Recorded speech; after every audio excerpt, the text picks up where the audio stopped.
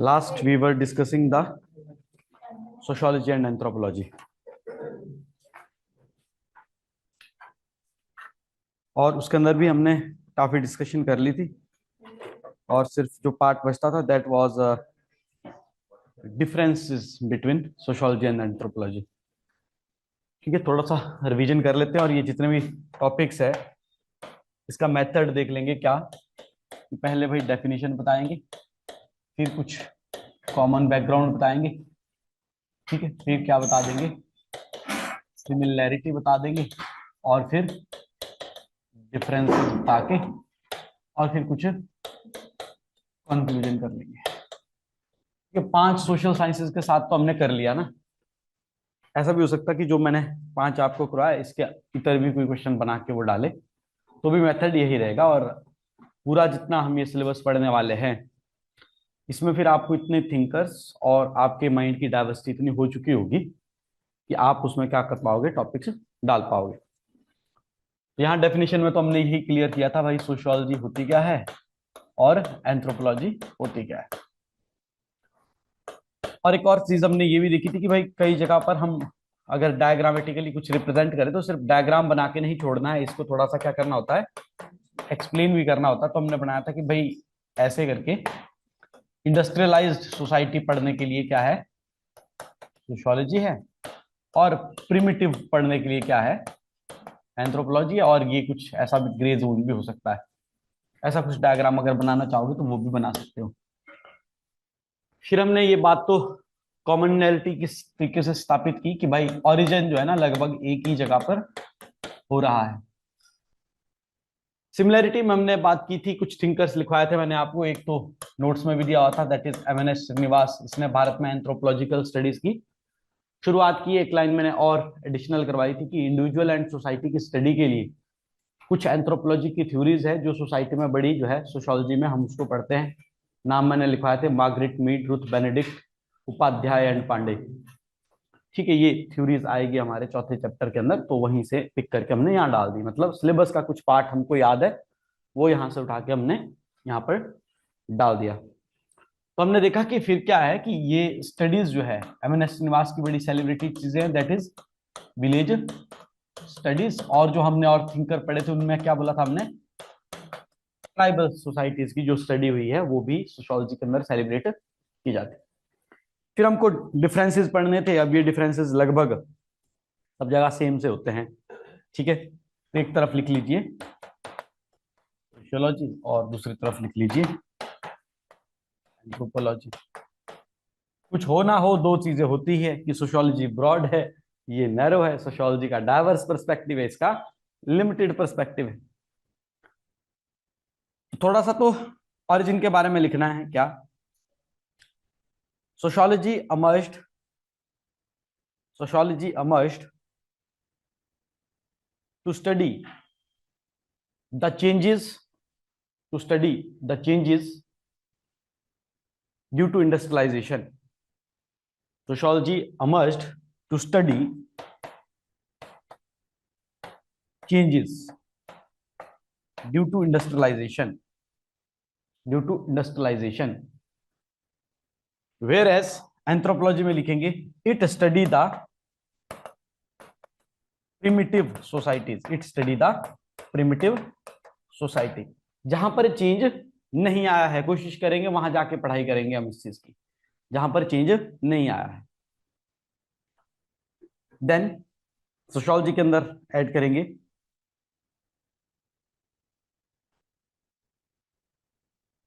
Sociology focused on, sociology focused on diverse perspective of society, diverse perspective of society and often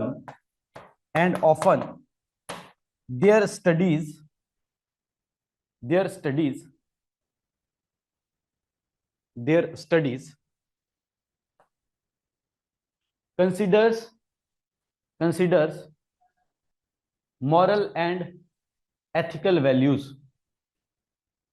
Often their studies consider moral and ethical values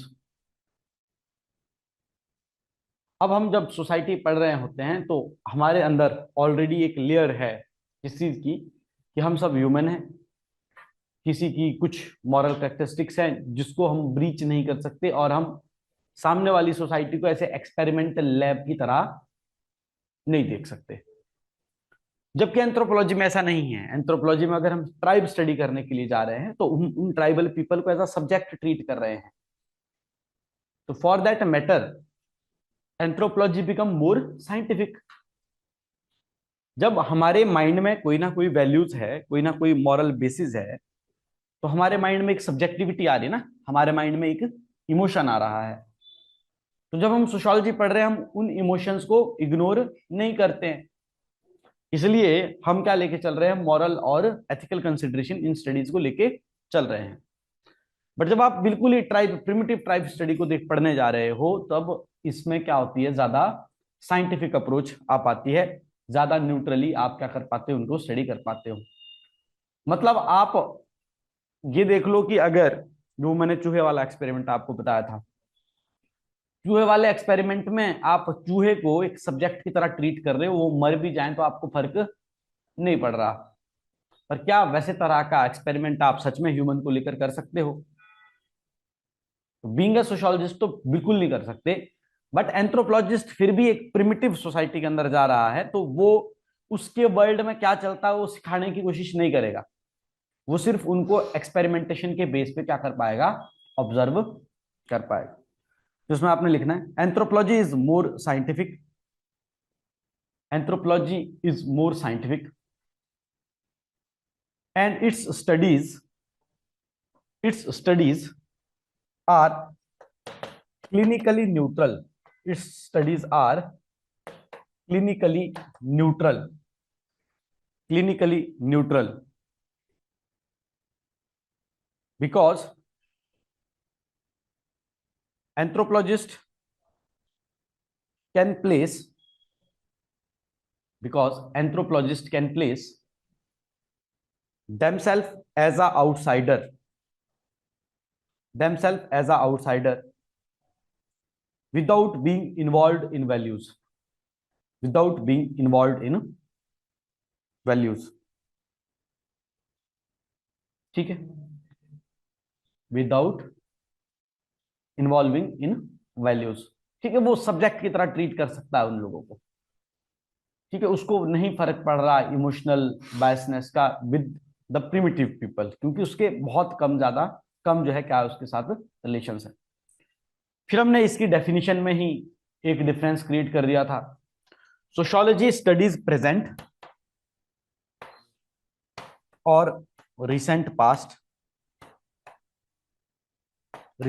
past of a society, of a society in general or abstract form, in general or abstract form,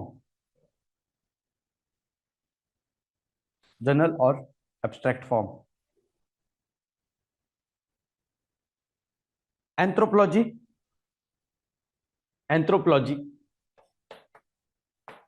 tended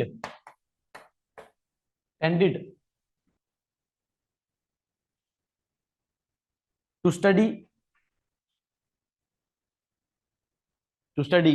simple society, simple societies which are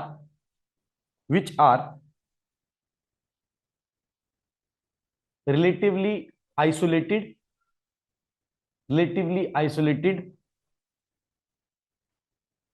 following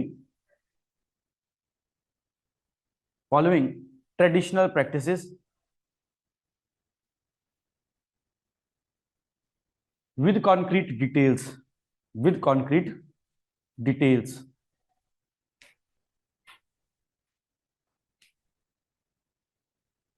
ठीक, एक और point बनेगा, sociologist use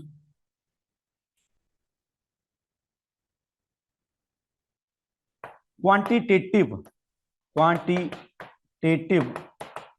methods quantitative methods and may rely on statistics and may rely on statistics मान लीजिए sociologist कैसे study करेगा, तो एक क्वेश्चनियर बना लिया 10 पेजों का और 1 लाख लोगों को भेज दिया कि भाई तुम इसके आंसर दो। ठीक है, फिर वो 1 लाख लोगों का आंसर पढ़ेगा नहीं, उसको क्या कर देगा, अपने टूल्स होते हैं ना साइंटिफिक रिसर्च के लिए बने हुए, तो बोल देगा कि कितने लोगों ने क्या आंसर दिया, कितने लोगों ने क्या आंसर दिया, कितने लोगों ने क्या आंसर दिया।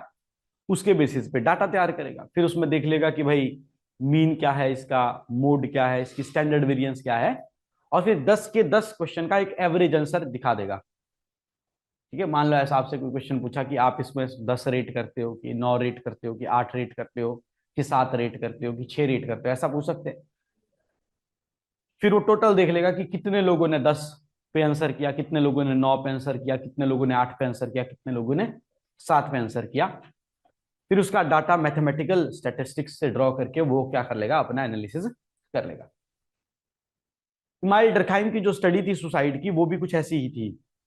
उसने 40,000 सुसाइड केसेस का डाटा इकट्ठा किया और उसके बेस पे अपना एनालिसिस बनाया कि कौन लोग ज्यादा सुसाइड कर सकते हैं, कौन लोग नहीं कर सकते हैं, किस एज ग्रुप में ज्यादा सुसाइड होता है, किस एज ग्रुप में ज्यादा सुसाइड नहीं होता, किस जेंडर में ज्यादा सुसाइड होता है, किस जेंडर में ज्यादा सुसाइड नहीं होता। This conclusion is based upon quantitative that is statistical method. But tribal studies या सिंपल सोसाइटीज की स्टडी ऐसी नहीं हो सकता आपकी लैंग्वेज उनको पता ही ना हो। तो एंथ्रोपोलॉजी में ये जरूरी हो जाता है कि तुम क्या करो, qualitative studies. Anthropology has to apply qualitative studies. इसमें लिखो anthropologist have to employ qualitative. ये क्वांटिटेटिव है, मतलब यहां नंबर्स वैल्यू फिगर्स है, यहां पे नहीं है, ये क्वालिटेटिव है। तुमको ट्राइबल सोसाइटी के इमोशंस समझने पड़ेंगे। मैमने श्रीनिवास ने जब भारत के विलेजेस की स्टडी की होगी ना, तो गांव के लोगों को क्या पता कि क्या होती है एंथ्रोपोलॉजी, क्या होती है सोशियोलॉजी, तो उसको गांव में जाके रहना पड़ता था। तो हालांकि उसने अपने ही लोकेलिटी के गांव की स्टडीज की, बट यदि किसी को आज की डेट में ट्राइब स्टडी करनी है, जो मैंने आपके पास नाम लिए, Ruth Benedict, Margaret Mead, Upadhyay Pandey, ये लोग जाके ट्राइब में रहे, ये 2-2 3-3 महीने वहां रहे, उनकी लाइफस्टाइल को समझा, फिर स्टडी की कि ये अपने आप को किस तरीके से नरिश कर रहे हैं, अपने पर्सनैलिटी को किस तरीके से रिफ्लेक्ट कर रहे हैं। क्योंकि आज की डेट में क्या है कि मैं कमरे से आया, तुम्हें नहीं पता कि मैं कितनी चीजों से इन्फ्लुएंस्ड हूं। हो सकता है मैं कोई मूवी देख रहा हूं, हो सकता है कि मैं वेब सीरीज देख रहा हूं, हो सकता है मेरे को फेसबुक पे कोई सजेशन आ रहा, हो सकता है मेरे को इंस्टाग्राम पे कोई सजेशन आ रहा है, हो सकता है मैं कोई किताब पढ़ रहा हूं। तो my personality when I came out may be influenced from several factors. तो फिर वो रिसर्च नहीं हो पाएगी कि मेरी पर्सनैलिटी किस तरीके से शेप होती है। पर ये लोग गए थे ट्राइब्स में देखने, उनके गांव में जंगलों में रहे और देखा कि ये लोग किस प्रकार से एक ट्राइब के अंदर लीडरशिप क्वालिटीज बिल्ट होती है, फिर आइडेंटिफाई करते कि ये बंदा लीडर है। आज की डेट में तो जो फेसबुक पे 5 रीलें बनाए वो भी लीडर बन जाता ना, तो उस वक्त नहीं होता था ऐसा। तो ये स्टडीज करने के लिए क्या करना पड़ता था, कम्युनिटीज में जाके करना पड़ना था। हमने लिखा they have to employ quantitative methods, anthropologist have to employ quantitative methods which include live within the community they study, live within the community they study, live within the community they study। ठीक है, last एक difference और create करेंगे। Sociology mainly focus upon cultural and social aspect. Sociology mainly focus upon cultural and social aspects, और anthropology में आपने लिखना है it mainly focus upon physical aspect of evolution, physical aspects of evolution and biology and biology as well and biology as well.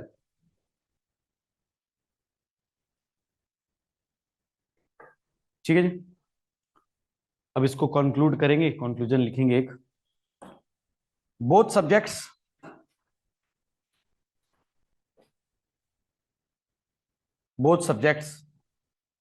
study same subject matter. Both subjects study same subject matter, that is man. However, time and cultural elements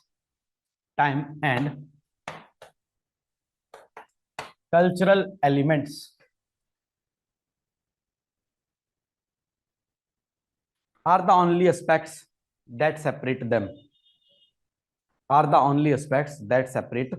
them.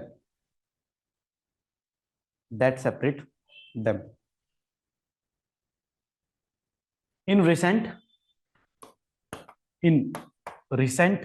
studies,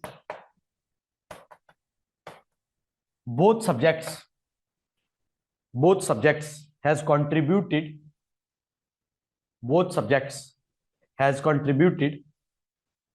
to development of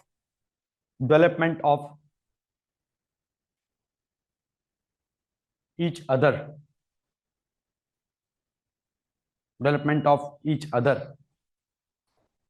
and providing methods and theories that can be applied on both.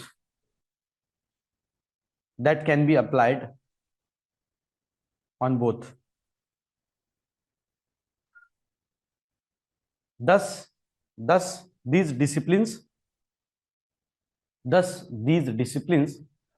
are merging into each other.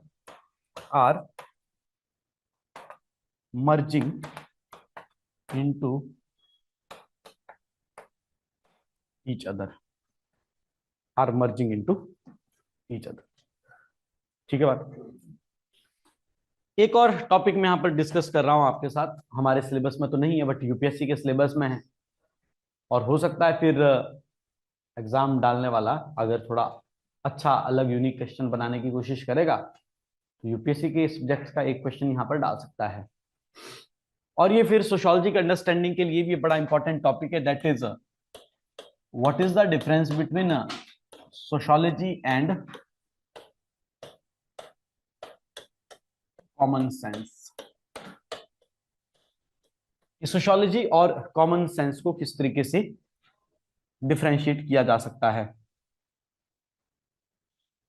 अब इसमें ये वाला जो topic है ये just यहाँ social sciences से हटकर, क्योंकि हमारी हेडिंग तो सिलेबस की है सोशियोलॉजी एंड सोशल साइंसेस, यहां से हटकर ये क्वेश्चन कहां पर पूछा जा सकता है, तो वो नेक्स्ट चैप्टर है हमारा ना, दैट इज साइंटिफिक रिसर्च। तो दरअसल इन दोनों टर्म्स के बीच में फर्क सिर्फ इतना सा है कि सोशियोलॉजी एक क्या है, साइंटिफिक डिसिप्लिन। ये मैं सिर्फ कीवर्ड्स ही लिखवाऊंगा आपको ना, इसकी थ्योरी लिखने की जरूरत नहीं है, ये पेपर का क्वेश्चन है नहीं। बाकी जितनी चीजें हमने अभी तक लिखवाई इसको हूबहू पेपर में छाप सकते हो आप, ठीक है। सोशियोलॉजी क्या है, एक साइंटिफिक डिसिप्लिन है। और कॉमन सेंस क्या होती है,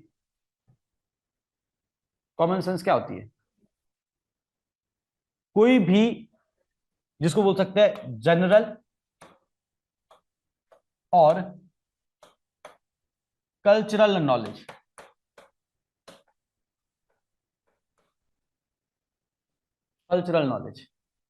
ऐसा क्यों कह रहा हूं मैं, जैसे हमारा जो जन्म बार होता ना, लड़कियां तो ऑफन बाल नहीं काटती, लड़कों को बोलते भाई जिस दिन जन्म हुआ हो ना सोमवार मंगलवार जो भी हो, उस दिन बाल नहीं काटते, उस दिन नाखून नहीं काटते, या जो जन्म महीना हो उस महीने में बाल नहीं काटते। क्यों नहीं काटते?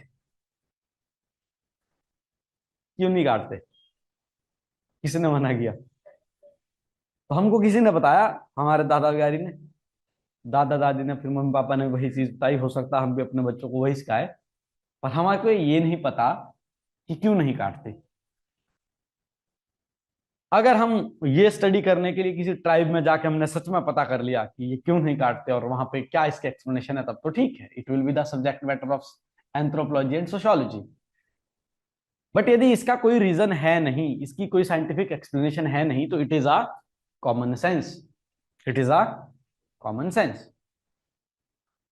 अब अगर इसी कॉमन सेंस में जो हो रहा है, तुमने इसको क्वेश्चन किया और इसकी तुमने क्या ढूंढ ली, इसको अगर तुमने क्या कर लिया, साइंटिफिक इसकी क्या ढूंढ ली, एक्सप्लेनेशन ढूंढ ली, तो this common sense and cultural knowledge will become a subject matter. ये तुमको क्या दे देगी, एक हाइपोथेसिस दे देगी। ये क्या दे दी, एक हाइपोथेसिस। तुम अपने प्रोफेसर पे आस गए कि सर देखो, हमारी सोसाइटी में ऐसा होता है कि जो जन्म बार है, जो जन्मदिन है, उस दिन क्या है, बाल नहीं काटे जाते, मेरे को इसका आंसर ढूंढना है। ये मेरी क्या है, हाइपोथेसिस। इसके लिए मैं क्या करूंगा, हिमाचल प्रदेश की 5 ट्राइब स्टडी करूंगा। अगर मुझे उन 5 ट्राइब्स में ऐसी ही कैरेक्टरिस्टिक्स मिली, तो I will find the reason. और मैंने यदि वो प्रूव कर ली, उसके ऊपर मैंने अपनी क्या लिख ली, थीसिस लिख ली। थीसिस लिखने का मतलब है इसके ऊपर मैंने बहुत सारी क्या कर ली, डाटा कलेक्शन कर ली। एंड डाटा कलेक्शन के बेस पे कोई रिसर्च मेथड के थ्रू मैंने उसकी क्या लिख ली, प्रॉपर एक थ्योरी बना ली। तो वो कॉमन सेंस आपकी क्या बन जाएगी, प्रॉपर प्रूवन नॉलेज बन जाएगी। और वो आपका क्या बन जाएगा, सोशियोलॉजी बन जाएगी, एंथ्रोपोलॉजी बन जाएगी। इसके दूसरा तरीका क्या हो सकता है कि एक प्रॉपर साइंटिफिक डिसिप्लिन है, इस साइंटिफिक डिसिप्लिन ने तुमको एक क्या दे दी, एक्सप्लेनेशन दे दी। जैसे मैक्स वेबर की थ्योरी जो है, Protestant ethics and spirit of capitalism, उसने एक बात बोली कि भाई रिलीजन को अगर तुम अच्छे से फॉलो करो, तो वो रिलीजन भी तुम्हें क्या बना सकता है, कैपिटलिस्ट बना सकता है। फॉर दैट मैटर, मैं यदि आपको एक हाइपोथेसिस क्रिएट करूं, ये भी मैं सुबह मॉर्निंग में ब्रेकफास्ट में परांठे खा रहा था, तो वहां पे जो अंकल परांठे बनाते उसके वाइफ भी बनाते, तो एक दूसरे को रिप्लेस करते एक एक 2 2 घंटे बाद। तो अंकल परांठे बना रहा था, अंकल उठ के गया, तो आंटी आई। तो आंटी ने पहले उस पेड़ को 3 बार नमस्ते की, जिस पेड़ के नीचे वो ठेला लगाते हैं। फिर वहां से वो बैठी, फिर जिस तवे पे और जिस चूल्हे पे वो परांठा बनाते उसको 3 बार। अब ये क्या है, नाउ जो तुम्हारा वर्क प्लेस है, तुम उसकी पूजा करते हो। जो तुम्हारा वर्क प्लेस है, तुम उसकी क्या करते हो, पूजा करते हो। ये हमको रिलीजन ने भी तो सिखाया है। हर दुकानदार सुबह उठ के धूप देता पूरी दुकान में, हाँ, फिर ऐसे गल्ला खोलता उस गल्ले में क्योंकि मेन मेन कंट्रोल तो वहीं से हो रहा है ना, तभी वो कैपिटलिस्ट बन रहा है। अब ये क्या है कि मैं अगर आपको बोलूं कि हम सबको सिखाया होता कि देखो लक्ष्मी माता है, जिस चीज से लक्ष्मी आती है वो भी क्या है, खुद भगवान है। अब जिस पेड़ के नीचे ठेला लगता है, जिस चूल्हे से परांठे बनते हैं, सुबह शाम तक परांठे बेचते, इस वक्त दुकान बंद होगी, यहाँ पर है तो है पटेल मार्केट के परली साइड, ठीक है। तो उनको पता है कि भाई ये मेरा क्या है, वर्क प्लेस है, और वर्क प्लेस मेरे लिए क्या है, भगवान है। ऐसी फिलॉसफी हमारे रिलीजन, हिंदू रिलीजन में पहले ही है। अगर वो हिंदू रिलीजन में पहले ही है, तो कल घड़ी को आप दुकान खोलो, आपके पेरेंट्स आपको क्या बोलेंगे, है ना। Let's suppose you go into a business, और इधर आपने कोई अपना नौकरी भी शुरू की, तो लोग पहले बोलते हैं ना, भगवान के मंदिर जाके आओ, है ना, आशीर्वाद लो। तो अब ये कॉमन सेंस है कि साइंटिफिक बात है? आज ये कॉमन सेंस है, बट किसी ने प्रूव तो की होगी ना पहले, कि भाई जब तुम अपने वर्क को भगवान सेक्रेड मान के चलोगे, तभी उस काम वर्क में क्या हो पाओगे, कामयाब हो पाओगे। अगर मैं इसको रिवर्स वे में समझाऊं कि देयर इज अ थ्योरी कि तुम कोई भी काम बड़ा नहीं होता, कोई भी काम छोटा नहीं होता, तुम काम अपना ईमानदारी से करो, उसी काम को तुम अपना भगवान मान के चलो, one day in future that will become a common sense, that will become a common sense. तो सोशियोलॉजी और कॉमन सेंस के बीच में टू वे रिलेशनशिप है, डेफिनेटली एक क्या है, टू वे रिलेशनशिप। जो हमें आज हम सोशियोलॉजिकल नॉलेज बिल्ड कर सकते हैं वो कल घड़ी को कॉमन सेंस हो सकती है, और जो आज कॉमन सेंस है वो कल घड़ी को क्या हो सकती है, सोशियोलॉजिकल नॉलेज हो सकती है। But there is only filter layer, that is there should be a science. ऐसी साइंस जहां पे हम क्या ढूंढ सकते हो, लॉजिक ढूंढ सकते हो, जहां पर क्या लगा सकते हो, हम एम्पिरिसिज्म लगा सकते हो, मतलब जो आपने थ्योरी बनाई उसको हम टेस्ट कर सकते हो। जैसे Protestant ethics and spirit of capitalism, हम इसमें पढ़ेंगे कि प्रोटेस्टेंट एथिक्स के जो लोग हैं उनको यही सिखाया गया था कि तुम्हारा काम तुम्हारे लिए क्या है, भगवान है, जो तुम काम करते हो वही भगवान है, जो तुम काम करते हो उसको अच्छे से करो, उसी से भगवान खुश होते हैं। वही थ्योरी मैंने आज वहां ठेले पे बैठ के ऑब्जर्व कर ली। आंटी सुबह भी परांठे बना रही होगी, उसको बाद अंकल बनाने आया होगा, आंटी वापस हट के आई, पेड़ को पहले नमस्ते कर, जबकि दुकान नहीं है उनके पास, पर जो जो चीजें हैं कि एक ऊपर पेड़ है और नीचे अपना चूल्हा है, उसी को वो सीक्रेट मान के चल रहे हैं, उसी को वो सीक्रेट मान के चल रहे हैं। तो मैंने इसमें क्या यूज किया, मेरे को Protestant ethics spirit of capitalism आता है, मैंने वहां पे अप्लाई कर दिया। यार देखो, हम अब उसको थोड़ी नहीं पता होगा मैक्स वेबर ने क्या बोला, उसने कहां से सीखा कि that her work is secret to her, उसने तो नहीं सीखा, उसके लिए वो कॉमन सेंस है, मेरे लिए वो क्या है, सोशियोलॉजी। मैंने पढ़ा है कि प्रोटेस्टेंट एथिक्स सिखाता था ऐसा। इन दोनों के बीच में आपस में क्या है, रिलेशनशिप है। ठीक है, इसमें लिखो, Oxford dictionary explains, Oxford dictionary explains common sense as, Oxford dictionary explains common sense as routine knowledge, routine knowledge of people। उस महिला के लिए वो रूटीन नॉलेज है, ठीक है, routine knowledge of people. Whereas sociology is method of inquiry, sociology is method of inquiry or a scientific discipline, or a scientific discipline, scientific discipline to study the society, to study the society with systematic methods, with systematic methods of testing against evidence, testing against evidence. मतलब एक science क्या है, हम testing भी कर सकते हैं और एविडेंस भी फाइंड कर सकते हैं। ठीक है, पहले आपने लिखने, यहां पहले डिफरेंसेस लिखने, डिफरेंसेस, डिफरेंसेस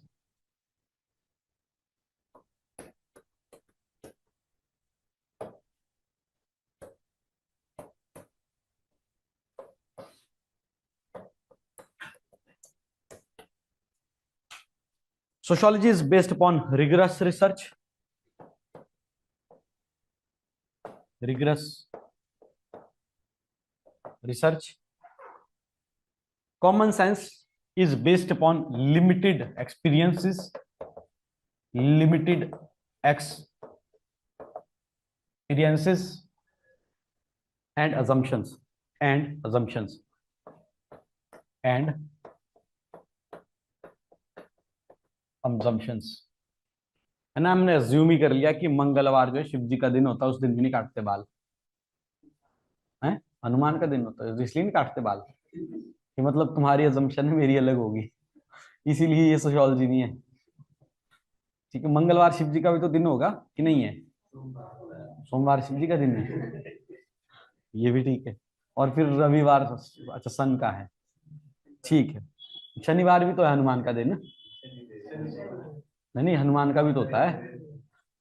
तो यही क्या है, अजम्पशंस हो गई ना, या अजम्पशन है। अब चलो फिलोसफिकल रिलीजियस चीजें हैं जो हमारे स्पिरिचुअल टेक्स्ट है जो प्रमोट करते हैं, जो हमारे पढ़ाते हैं, वो सब ठीक है एग्जैक्टली, पर हमने देखा नहीं, हमको भी किसी ने बताया है, तो हमने उनसे नॉलेज गेन कर लिया आगे। यहां पर knowledge is reliable, knowledge is reliable, knowledge is reliable. यहां पे नो रिलायबिलिटी, नो रिलायबिलिटी, ठीक है, और लैक ऑफ वैलिडिटी, और लैक ऑफ वैलिडिटी। यहां पे लिखेंगे reliable and valid knowledge, and valid knowledge.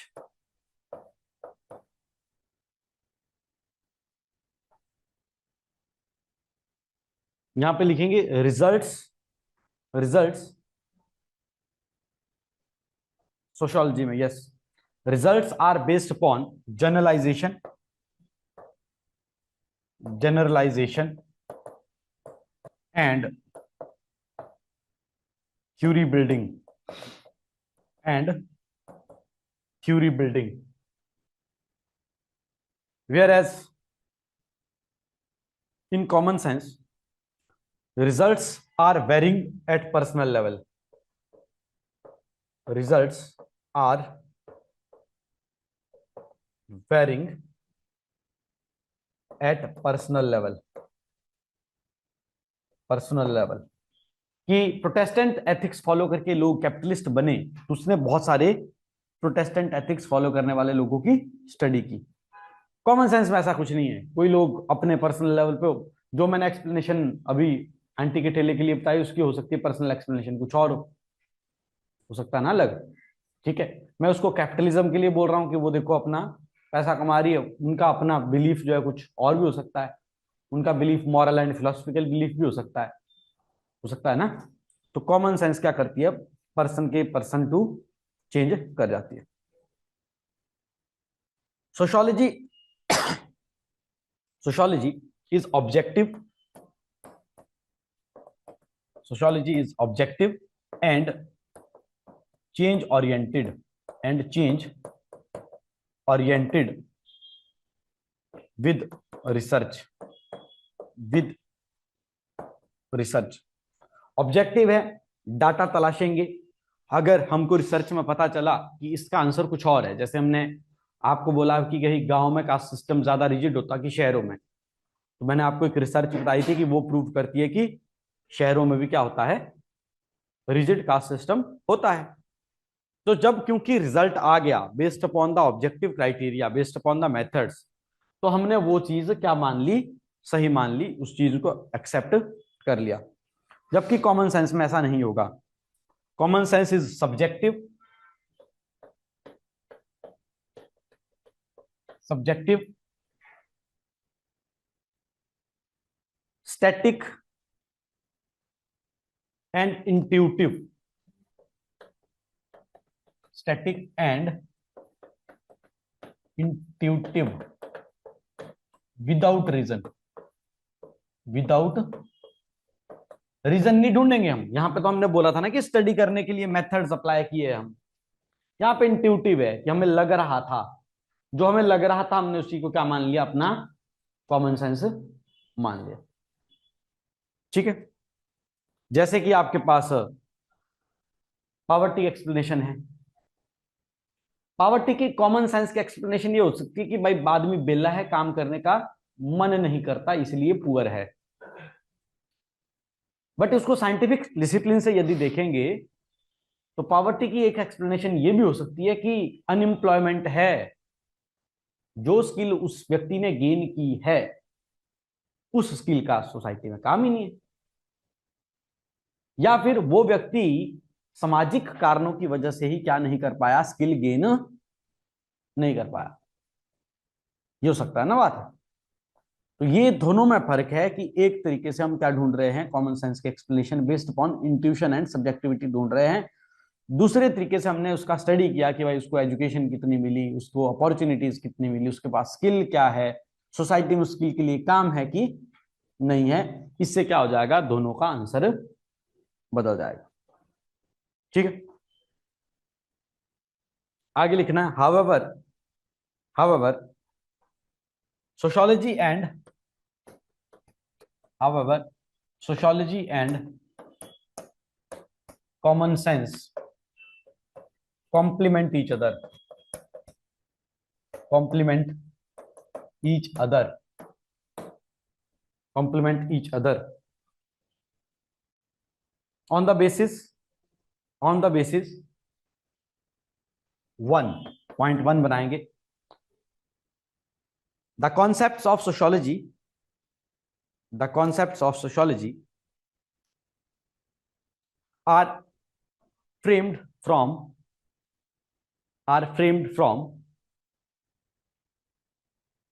knowledge available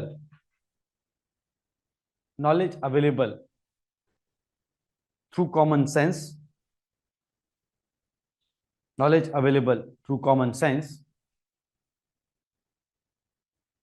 to build hypothesis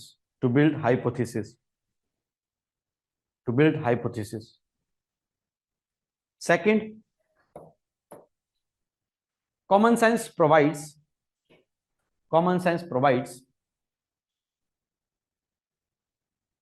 data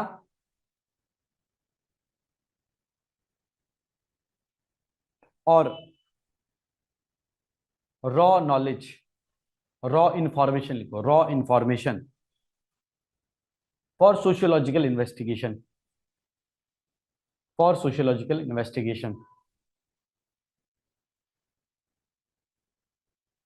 and third,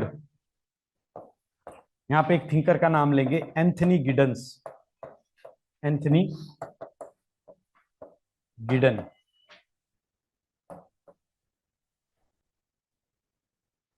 According to him,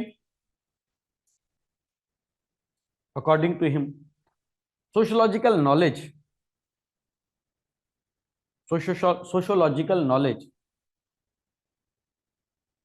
itself become part of common sense knowledge after some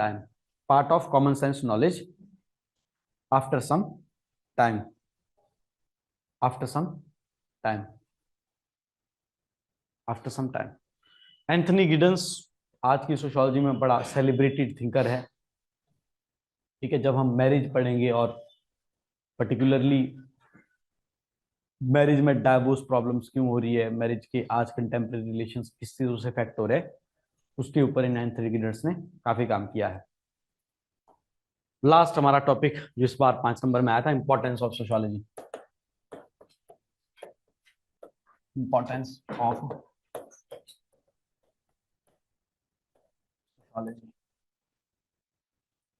of sociology. तो शुरुआत ही sociology की क्यों हुई थी?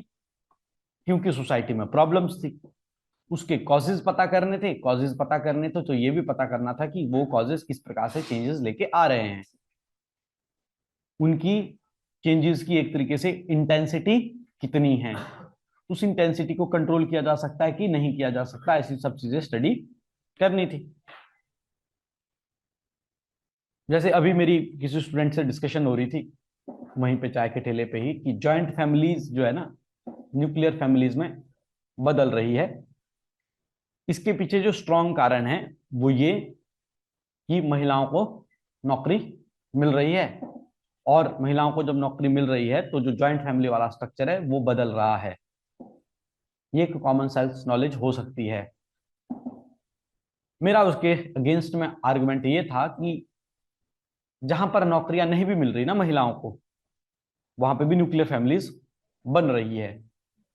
तो सही कारण ये एक कारण हो सकता है, बट ये रूट कारण नहीं है। मेरा मानना यह है कि न्यूक्लियर फैमिलीज आज की डिमांड है, क्योंकि प्रोडक्शन सिस्टम एग्रीकल्चर से बदलकर इंडस्ट्रियल हो चुका है या फिर नॉन एग्रीकल्चर हो चुका है।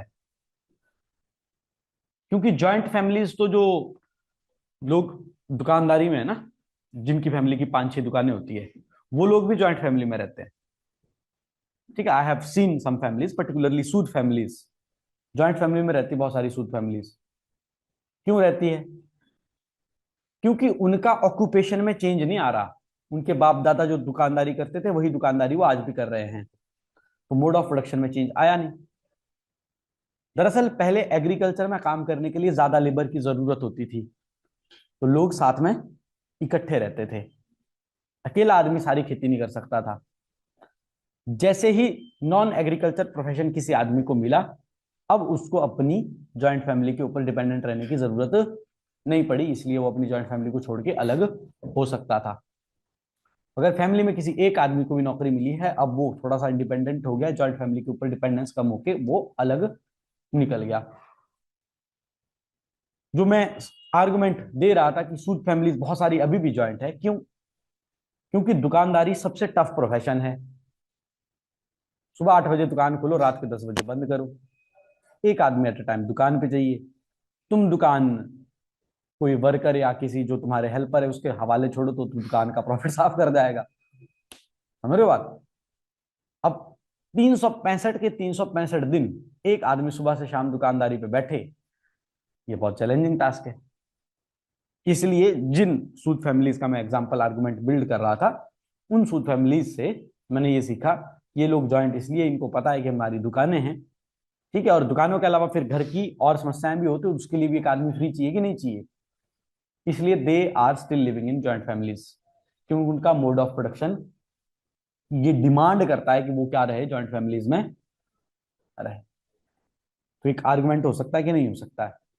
तो ये क्या है, एक, क्योंकि मैं अब सोशियोलॉजिकल पर्सपेक्टिव से पढ़ सकता हूं, तो मैंने कॉमन सेंस भी देख लो या थोड़ी बहुत जो मेरी रिसर्च है उसके बेस पर मैंने आर्गुमेंट बिल्ड कर दिया। अब मुझे यदि ये प्रूव करना है तो I have to find at least 100 और 200 फैमिलीज, जहां पे मैं ये प्रूव कर सकूं कि मैंने ये 200 फैमिलीज स्टडी की है और मेरी जो थ्योरी है ये सही है। तब जाके ये क्या बनेगी, एक सोशियोलॉजिकल नॉलेज, और तुम तब जाके पेपर में लिख पाओगे। ऐसे नहीं कि पांडे सर ने ऐसा बोला तो ऐसा हो गया, ठीक है। बट अब क्योंकि 5-6 दिनों से आप ये सब चीजें पढ़ रहे हो, तो इस तरीके के लेंसेज से आप समझ सकते हो, है ना। वहां पर बैठ के मैंने 2 एग्जांपल तैयार कर लिए आपको बताने के लिए। थोड़े दिनों में आपको भी ये चीजें ज्यादा क्लैरिटी से समझ आएगी। तभी मैं आपको बोलता हूँ कि sociology not just as a subject की किताब ही समझनी है, आपको पर्सनल लाइफ, आपके अराउंड जो चीजें हो रही है उन चीजों पे भी आप क्या लगा सकते हो, ये सोशियोलॉजिकल नॉलेज लगा सकते हो, और बहुत बेहतरी से काफी जो जिन चीजों में हम स्ट्रेसफुल हो जाते हैं ना, कैओटिक हो जाते हैं, उसके आंसर मिल जाते हैं कि हाँ भाई दुनिया ऐसी ही चल रही है, इतना ज्यादा सोच के अपने आप को परेशान करने की जरूरत नहीं। तो पहली इंपॉर्टेंस जो सोशियोलॉजी की है, that is to detect and solve social problem. Detect and solve social problem. To detect and solve social problem. China ने अनएम्प्लॉयमेंट की ये सोशल प्रॉब्लम सॉल्व की। चाइना आज की डेट में स्कूलों में mainly half of the time बच्चों को कुकिंग करना सिखा रहा है, बाल काटना सिखा रहा है, ये सिखा रहा है कि रोड जब बनाते हैं तो किस तरीके से रूढ़ी रेता मिक्स किया जाता है और फिर रोड बनाई जाती है, ये सिखा रहे हैं कि एक ईंट से दूसरी ईंट कैसे जुड़ती है। क्योंकि उनको एक बात पता लग गई कि मैन्युफैक्चरिंग हब तो हम बन गए, एक दिन यदि ये मैन्युफैक्चरिंग हब खत्म हो गया तो हमारी जो नए आने वाली जनरेशन है वो किस स्किल को लेकर काम करेगी। चाइना में ऊपर से 1 चाइल्ड पॉलिसी थी, उसकी वजह से उनका फैमिली स्ट्रक्चर इतना ज्यादा स्क्यूड हो गया है कि जो उनके आगे के बच्चे हैं वो अकेले अकेले हैं, उनके माँ पेरेंट्स ने अच्छी वेल्थ उनके लिए इकट्ठी की हुई है, तो अब कुछ करना ही नहीं चाह रहे हैं। इसलिए उन्होंने टाइम से ये सीख लिया कि भविष्य में और ज्यादा प्रॉब्लम्स आने वाली है, इसलिए अपने बच्चों को ये काम सिखाओ। समझ रहे हो बात? आगे, it helps in planning and development. It helps in planning and development. It's help in planning and development. Third, it makes scientific explanation it makes scientific and rational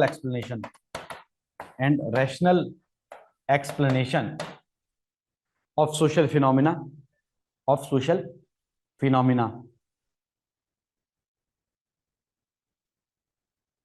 next लिखेंगे it broaden the outlook of man. It broaden the outlook of man. ठीक है, हमको diverse perspective मिल रहे हैं to understand the society.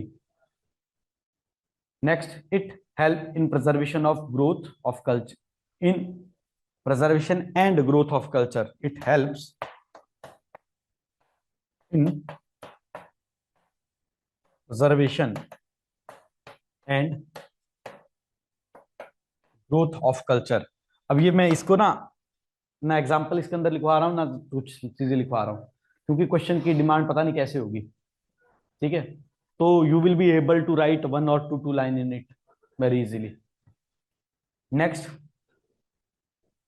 it enable man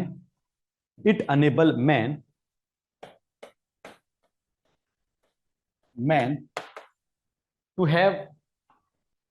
have better understanding of himself and others. Better understanding of himself and others.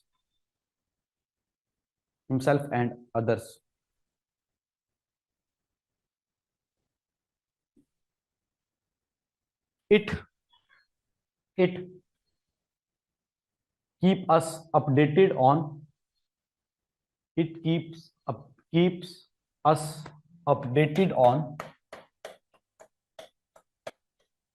modern trends and situation. Updated on modern trends and situation. Hence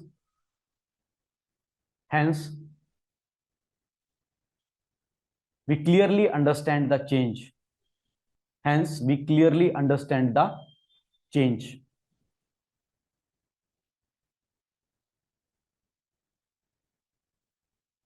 next लिखेंगे it helps government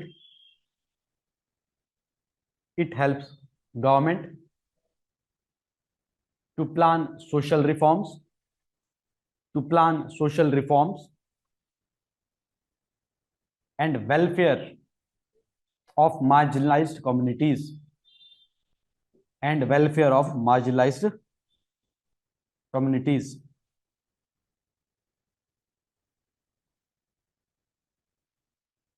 और last point एक लिख लो, sociology is useful subject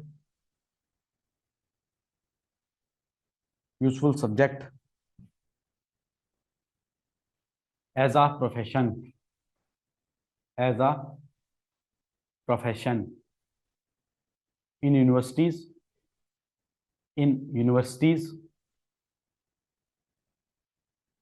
and counseling.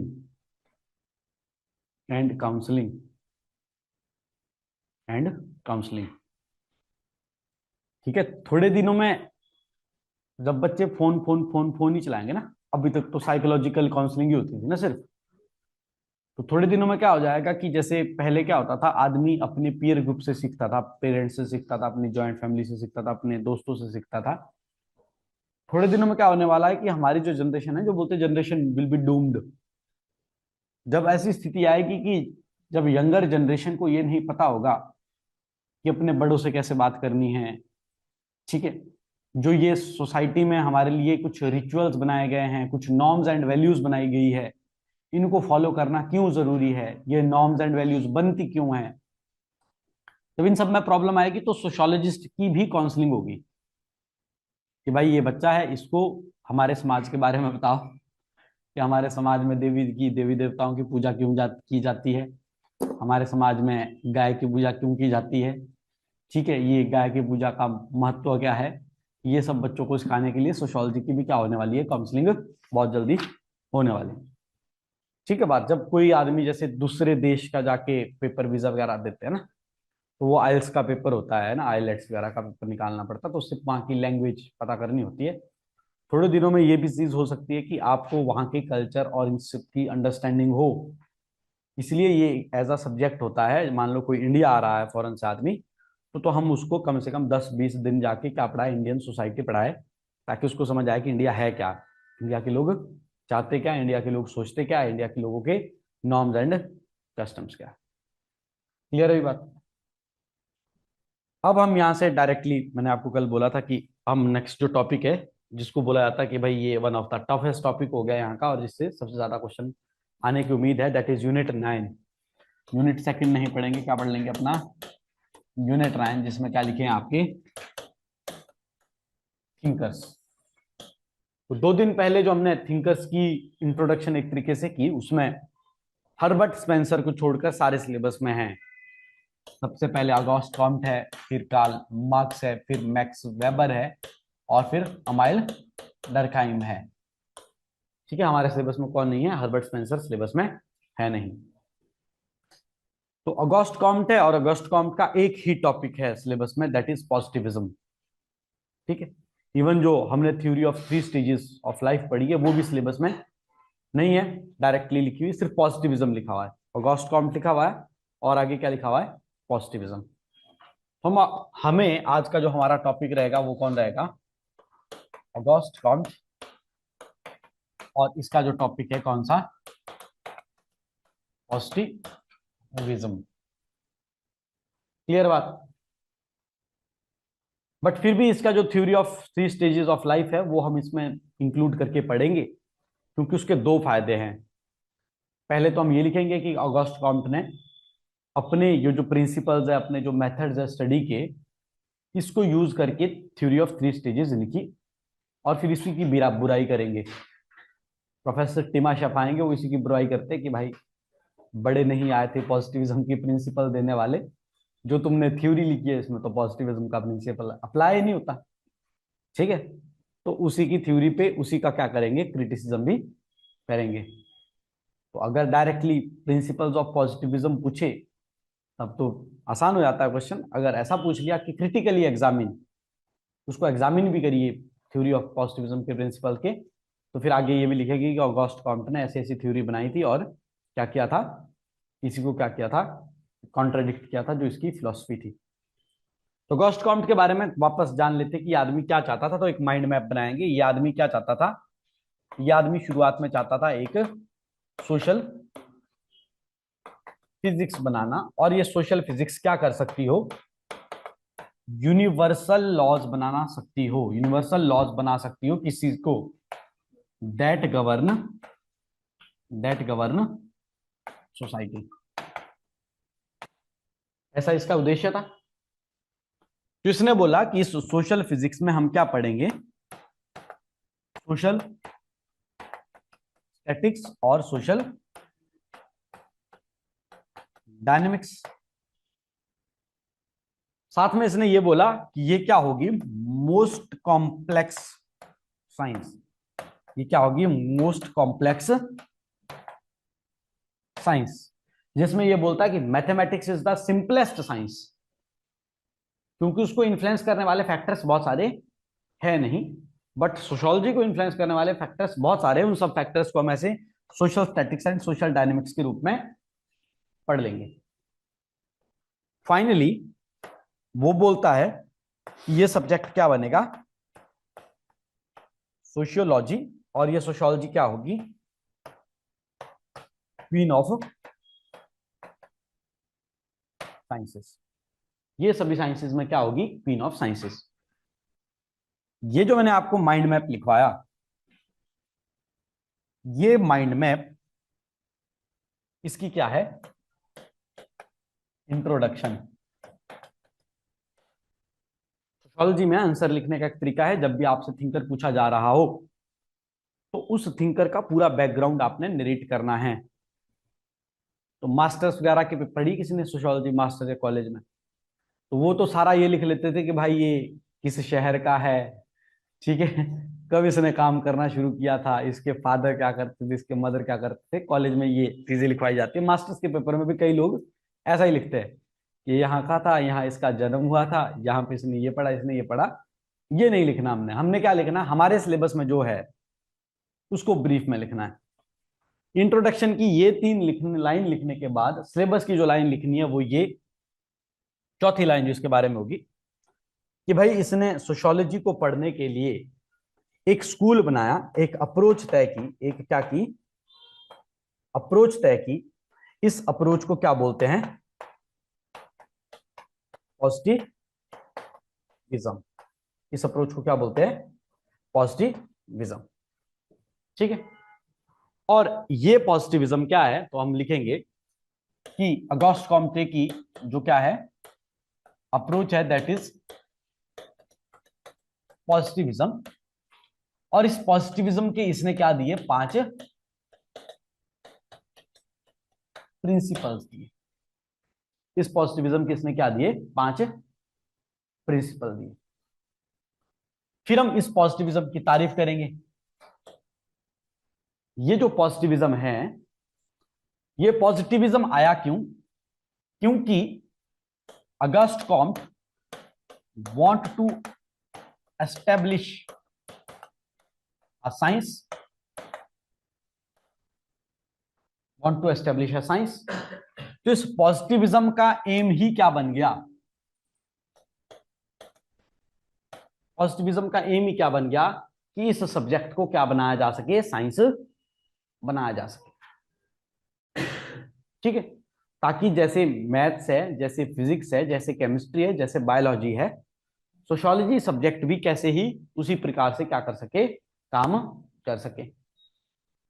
That means positivism जो है वो sociology को science बनाता है। दैट मीन्स पॉजिटिविज्म की जो प्रिंसिपल्स है उस प्रिंसिपल्स में हम ये पढ़ेंगे कि साइंस किस तरीके से काम करती है। जैसे केमिस्ट्री में हमने पढ़ा भाई जो नमक है वो सोडियम और क्लोरीन से बनता है। इस चीज को बार बार प्रूव करवाया जा सकता है और लेबोरेटरी में इसका क्या किया जा सकता है, टेस्ट भी किया जा सकता है। ऐसे ही सोशियोलॉजी में कोई थ्योरी हमने बनाएंगे तो उस थ्योरी की एप्लीकेबिलिटी होनी चाहिए, उस थ्योरी को बार बार टेस्ट किया जाना चाहिए, उस थ्योरी के बहुत सारे क्या होने चाहिए, प्रूफ सोसाइटी में होने चाहिए। ऐसे इसने 5 प्रिंसिपल सिद्धांत स्थापित किए जो क्या चाहते हैं, to want to establish sociology as a science.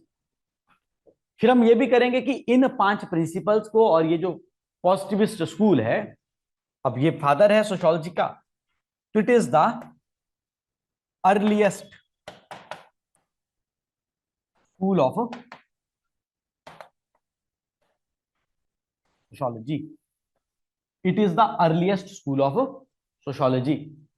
जैसे हमने बोला कि सब्जेक्ट बनाने के लिए 2 स्कूल आए, एक स्कूल फॉर्मल स्कूल और एक स्कूल सिंथेटिक स्कूल। एक स्पेशलिस्टिक स्कूल, एक सिंथेटिक स्कूल। स्पेशलिस्टिक स्कूल को फॉर्मल स्कूल बोलते हैं। तो वैसे फिर हमने बोला कि ये फॉर्मल स्कूल की और स्पेशलिस्टिक स्कूल की रेलेवेंस खत्म हो गई। सिंथेटिक स्कूल फिर बहुत सारे डायमेंशन में टूट गया, जिसको फंक्शनलिस्ट भी बोलते हैं, कॉन्फ्लिक्ट भी बोलते हैं, फेमिनिस्ट भी बोलते हैं, ऐसा हमने पढ़ा। तो ऐसे सब स्कूल में सबसे पहला जो स्कूल है, उन स्कूल को फॉलो करने वाले लोग जो है, पर्टिकुलरली सोशियोलॉजी के 5 प्रिंसिपल फॉलो करने वाले लोगों को क्या बोला गया, positivist school. That means August Comte के अलावा इस स्कूल को पढ़ने वाले भी और लोग थे। जैसे हमने उसमें पढ़ा था ना, वैसे ही यहां पर इस स्कूल को फॉलो करने वाले भी और लोग थे, जिन लोगों का ऑगस्ट कॉम्ट पे पूरा विश्वास था कि सोशियोलॉजी एक क्या हो सकती है, प्रॉपर साइंस हो सकती है। Hence they followed these 5 principles. इसमें जो 2 बड़े फेमस थिंकर है जो इस स्कूल का समर्थन करते हैं और इस स्कूल को यूज करके अपनी थ्योरीज लिखते हैं, they are Emile Durkheim and Talcott Parson. They are Emile Durkheim and Talcott Parson. इसलिए जब हम ये 5 प्रिंसिपल्स लिखेंगे भी तो उसमें एग्जाम्पल इन्हीं का डालेंगे कि भाई देखो ये अमाइल डरखाइम ने इसको ऐसे यूज किया था, टालकट पार्सन ने इसको इस प्रकार से यूज किया था। तो ये क्या है, एक जनरल इंट्रोडक्शन पूरे के पूरे ऑगस्ट कॉम्ट की, और इस ऑगस्ट कॉम्ट के इस अप्रोच की, जिसको क्या बोलते हैं हम, पॉजिटिविज्म। ये सिर्फ इंट्रोडक्शन है, अभी हमने पढ़ा नहीं है। बस हमारे दिमाग में ऐसा होना चाहिए कि ऑगस्ट कॉम्ट ने ऐसा ऐसा कुछ किया था, पॉजिटिविज्म ऐसा ऐसा कुछ होता है, और इस स्कूल को समर्थन करने वाले लोग कौन है, अमाल्ड खाइम और टालकट पार्सन। नहीं नहीं, इसको लिखना होता 6-7 लाइन में, ये 6-7 लाइन ही है बस। यहाँ पे 4 लाइन दिख रही है, 4 लाइन पिछले बोर्ड पे थी। तो भी तो भी 4-5 लाइंस में ऑगस्ट कॉम्ट को इंट्रोड्यूस करना जरूरी है। क्वेश्चन देखो दो ही आएंगे, मैंने आपको पहले बता दिया। एक तो ये आएगा कि इल्यूसिडेट 5 प्रिंसिपल्स ऑफ पॉजिटिविज्म, दूसरा ये आएगा कि आप एग्जामिन कीजिए ऑगस्ट कॉम्ट के पॉजिटिविज्म। क्वेश्चन दो ही आएंगे, या तो हमें ये बताओ कि पॉजिटिविस्ट प्रिंसिपल्स होते क्या क्या है, तो 5 नंबर में भी आ सकता है, तो 5 वैसे ही लिख लेने हैं कि ऑगस्ट कॉम्ट ने दिए थे, ये 5 है। दूसरा क्वेश्चन ये आएगा कि आप ऑगस्ट कॉम्ट के पॉजिटिविस्ट प्रिंसिपल को एग्जामिन कीजिए। हम प्रिंसिपल लिखेंगे, ऑगस्ट कॉम्ट का वर्क लिखेंगे, और उसको एग्जामिन करेंगे कि क्या सही है इसमें और क्या गलत है। बल्कि मैं आपको ये नोट्स, क्लास नोट्स में लिख ही लो। 2 क्वेश्चंस एड्रेस करने की हमारे को जरूरत है। एक तो हमसे ये पूछा जाएगा कि इल्यूसिडेट प्रिंसिपल्स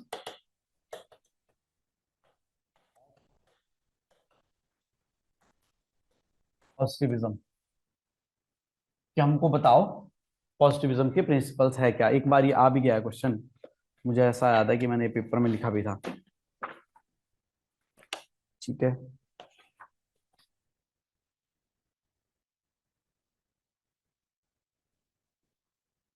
हाँ, तो वो एग्जामिन वाला क्वेश्चन आया था। दूसरा क्वेश्चन क्या आएगा, दूसरा क्वेश्चन आएगा examine the Auguste कॉम्ट्स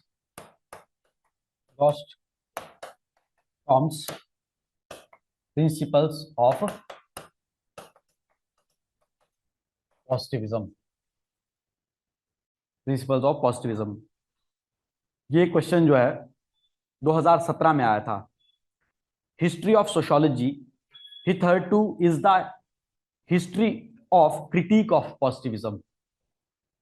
history of sociology hitherto मतलब अभी तक जो सोशियोलॉजी है, that is critique of the positivism. तो इसमें क्या बोलना था कि अर्लीस्ट स्कूल तो क्या है, पॉजिटिविज्म, बट उसके बाद जो सोशियोलॉजी लिखी गई वो क्या है, इस पॉजिटिविज्म का ही क्रिटिसिज्म है।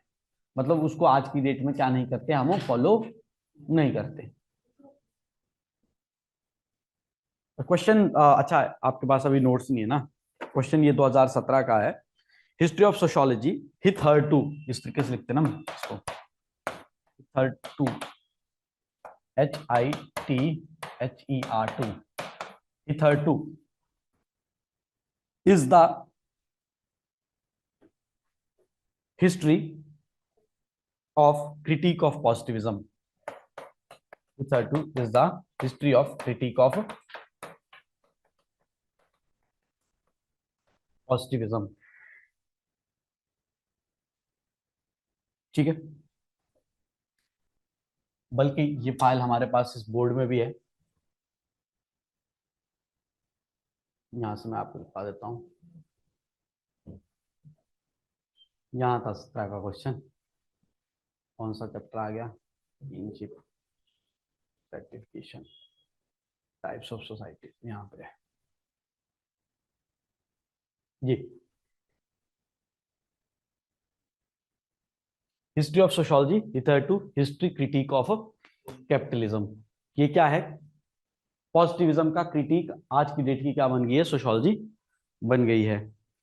एक बार ही इसके ऊपर क्वेश्चन आया है, और वापस गॉस्ट काउंट पे क्वेश्चन है कि नहीं है, ये यहां पे बनाया इसने क्वेश्चन, ये delineate how positivism and law of 3 stages of Auguste Comte facilitated the understanding of sociology. ठीक है, तो ये हमारा सिलेबस बन जाएगा। एक क्वेश्चन एग्जामिन का हो गया, एक सिंपली इसने क्या बोल दिया, पॉजिटिविज्म क्या है, और वो पॉजिटिविज्म लॉ ऑफ 3 स्टेजेस के ऊपर किस तरीके से लागू होता है। ठीक है। एडिशनल व्यू पॉइंट के लिए हमने जो क्रिटिक याद किया होगा वो भी हम इसमें लिखेंगे। ये दो ही क्वेश्चन बने हैं और सिलेबस में लाइन जो है वो यही लिखी है, देखो यहाँ, गॉस्ट कॉम्ट पॉजिटिविज्म, और कुछ नहीं लिखा। सिलेबस में लॉ ऑफ थ्री स्टेजेस नहीं लिखे थे, बट इतने सालों से हम तैयार कर रहे थे, इस साल ही क्वेश्चन आया है। ठीक है, क्लियर है, ये हमारा सिलेबस है। तो दो क्वेश्चन ही आए हैं और यही दो पे हमको काम करना है। बल्कि अगर आपने इसको नोट कर लिया तो मैं आपको स्ट्रक्चर बता भी दूं। यहां पर जब ये प्रिंसिपल्स ऑफ पॉजिटिविज्म बोले हैं तो हमको क्या लिखना है, इंट्रो, देन 5 प्रिंसिपल्स, और फिर कंक्लूड करना है। और कंक्लूड में सिर्फ ये लिखना है कि ऑगस्ट कॉम्ट ने क्या काम किया था। बट लार्जर पे क्वेश्चन जैसे इस बार तो क्लियरली बोल दिया था कि पॉजिटिविज्म और उसके साथ लॉ ऑफ थ्री स्टेजेस किस तरीके से अंडरस्टैंडिंग की है उस चीज को बताओ। ऐसे क्वेश्चन में हमने क्या करना होता है, इंट्रो, पॉजिटिविज्म, उसके 5 प्रिंसिपल्स। अब यहाँ पे 5 प्रिंसिपल्स है तो इन 5 प्रिंसिपल्स में हमको कुछ एड ऑन भी करना है जो हम एक्सप्लेनेशन पढ़ेंगे। यहाँ पे तुम 5 प्रिंसिपल्स के एक्सप्लेनेशन को स्किप भी कर सकते हो। क्यों? क्योंकि अभी क्वेश्चन का सेकंड पार्ट बचा हुआ है। फिर हमने ये देखना कि पॉजिटिविज्म को क्या किया गया, अप्लाई किया गया, और यहां से क्या दी गई, थ्योरी दी गई, that is law of three stages. इसको अप्लाई किया गया और थ्योरी बनाई गई सोसाइटी को अंडरस्टैंड करने के लिए लॉ ऑफ थ्री स्टेजेस की। और फिर इसका क्या करना, हमको एग्जामिन है कीवर्ड, तो क्या करना है, क्रिटिसिज्म। जैसे उसने वहां पूछा था ना, it hitherto critique of positivism, तो फिर यहाँ पे क्रिटिसिज्म लिखना है कि ये जो पॉजिटिविज्म की थ्योरी थी और ये थ्योरी ऑफ जो लॉ स्टेजेस थी, ये आपस में क्या नहीं करती, एक दूसरे को मैच नहीं करती, एक दूसरे को एड्रेस नहीं करती। और लास्ट में क्या लिखना है, कंक्लूजन बना लेंगे। उसमें ये लिखेंगे कि नहीं, फिर भी चलो एक अटेम्प्ट अच्छा था और हमको सोसाइटी समझने के लिए आसानी हो गई। सिर्फ ये दो ही पॉसिबल क्वेश्चन है, ऐसे ही करेंगे हम काम। ऑगस्ट कॉम्ट के दो क्वेश्चन तैयार कर लिए, ठीक है। आगे सिलेबस में आपके पास कार्ल मार्क्स आएगा, उसके ऊपर 3 ही क्वेश्चन बनते हैं। फिर मैक्स वेबर आएगा, उसके ऊपर 2 ही क्वेश्चन बनते हैं। फिर माइल्डरखाइम आएगा, उसके ऊपर भी 3 क्वेश्चन बनते हैं। तो ऐसे करके आपने 10 क्वेश्चन तैयार कर लिए। ये पूरा का पूरा यूनिट हमारा क्लासरूम नोट से हूबहू हमने छापना है किसमें, पेपर में। ठीक, वापस आते हैं हमारी जो डिस्कशन है। तो हमने ऑगस्ट कॉम्ट का एक तरीके से क्या कर लिया, ब्रीफ इंट्रोडक्शन तैयार कर लिया।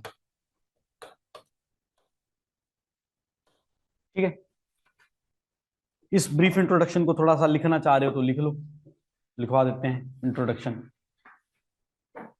August Comte, Auguste Comte is known as father of sociology, known as father of sociology.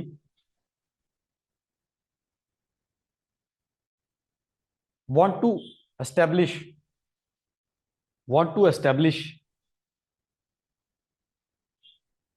a science, a science that can provide universal laws to understand the society,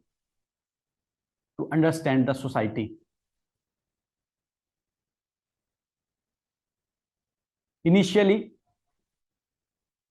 he calls it social physics. Initially, he calls it social physics, in which social processes can be categorized as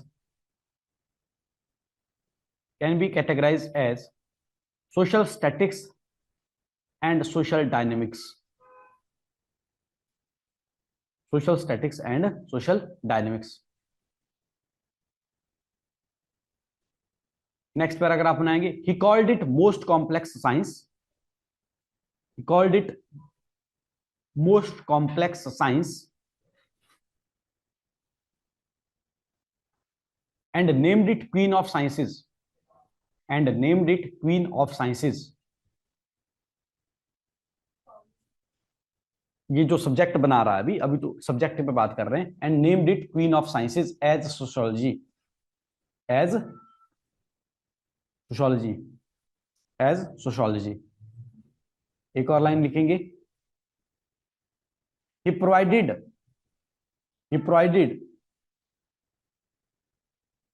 positivism as method to study society,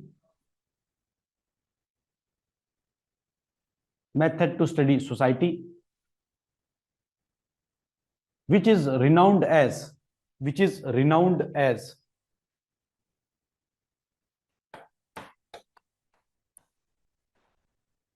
positivist school,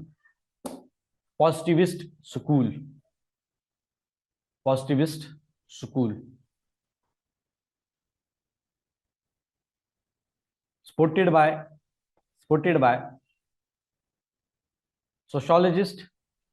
early sociologist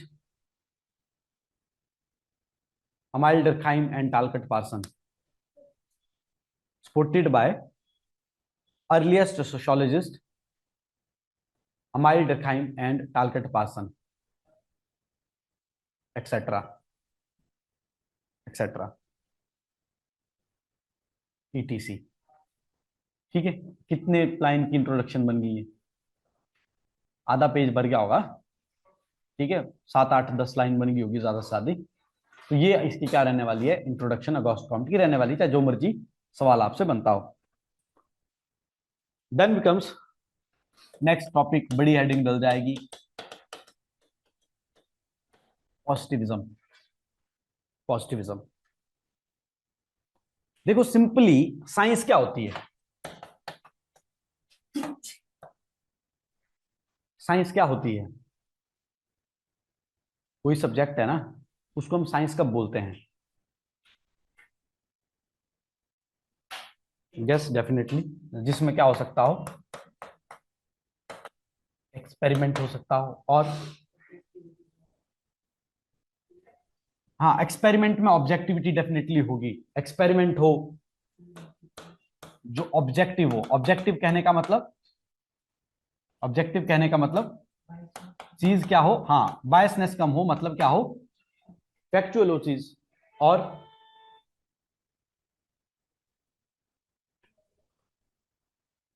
practical कहने का मतलब है जिसमें जो data हो वो कैसा हो?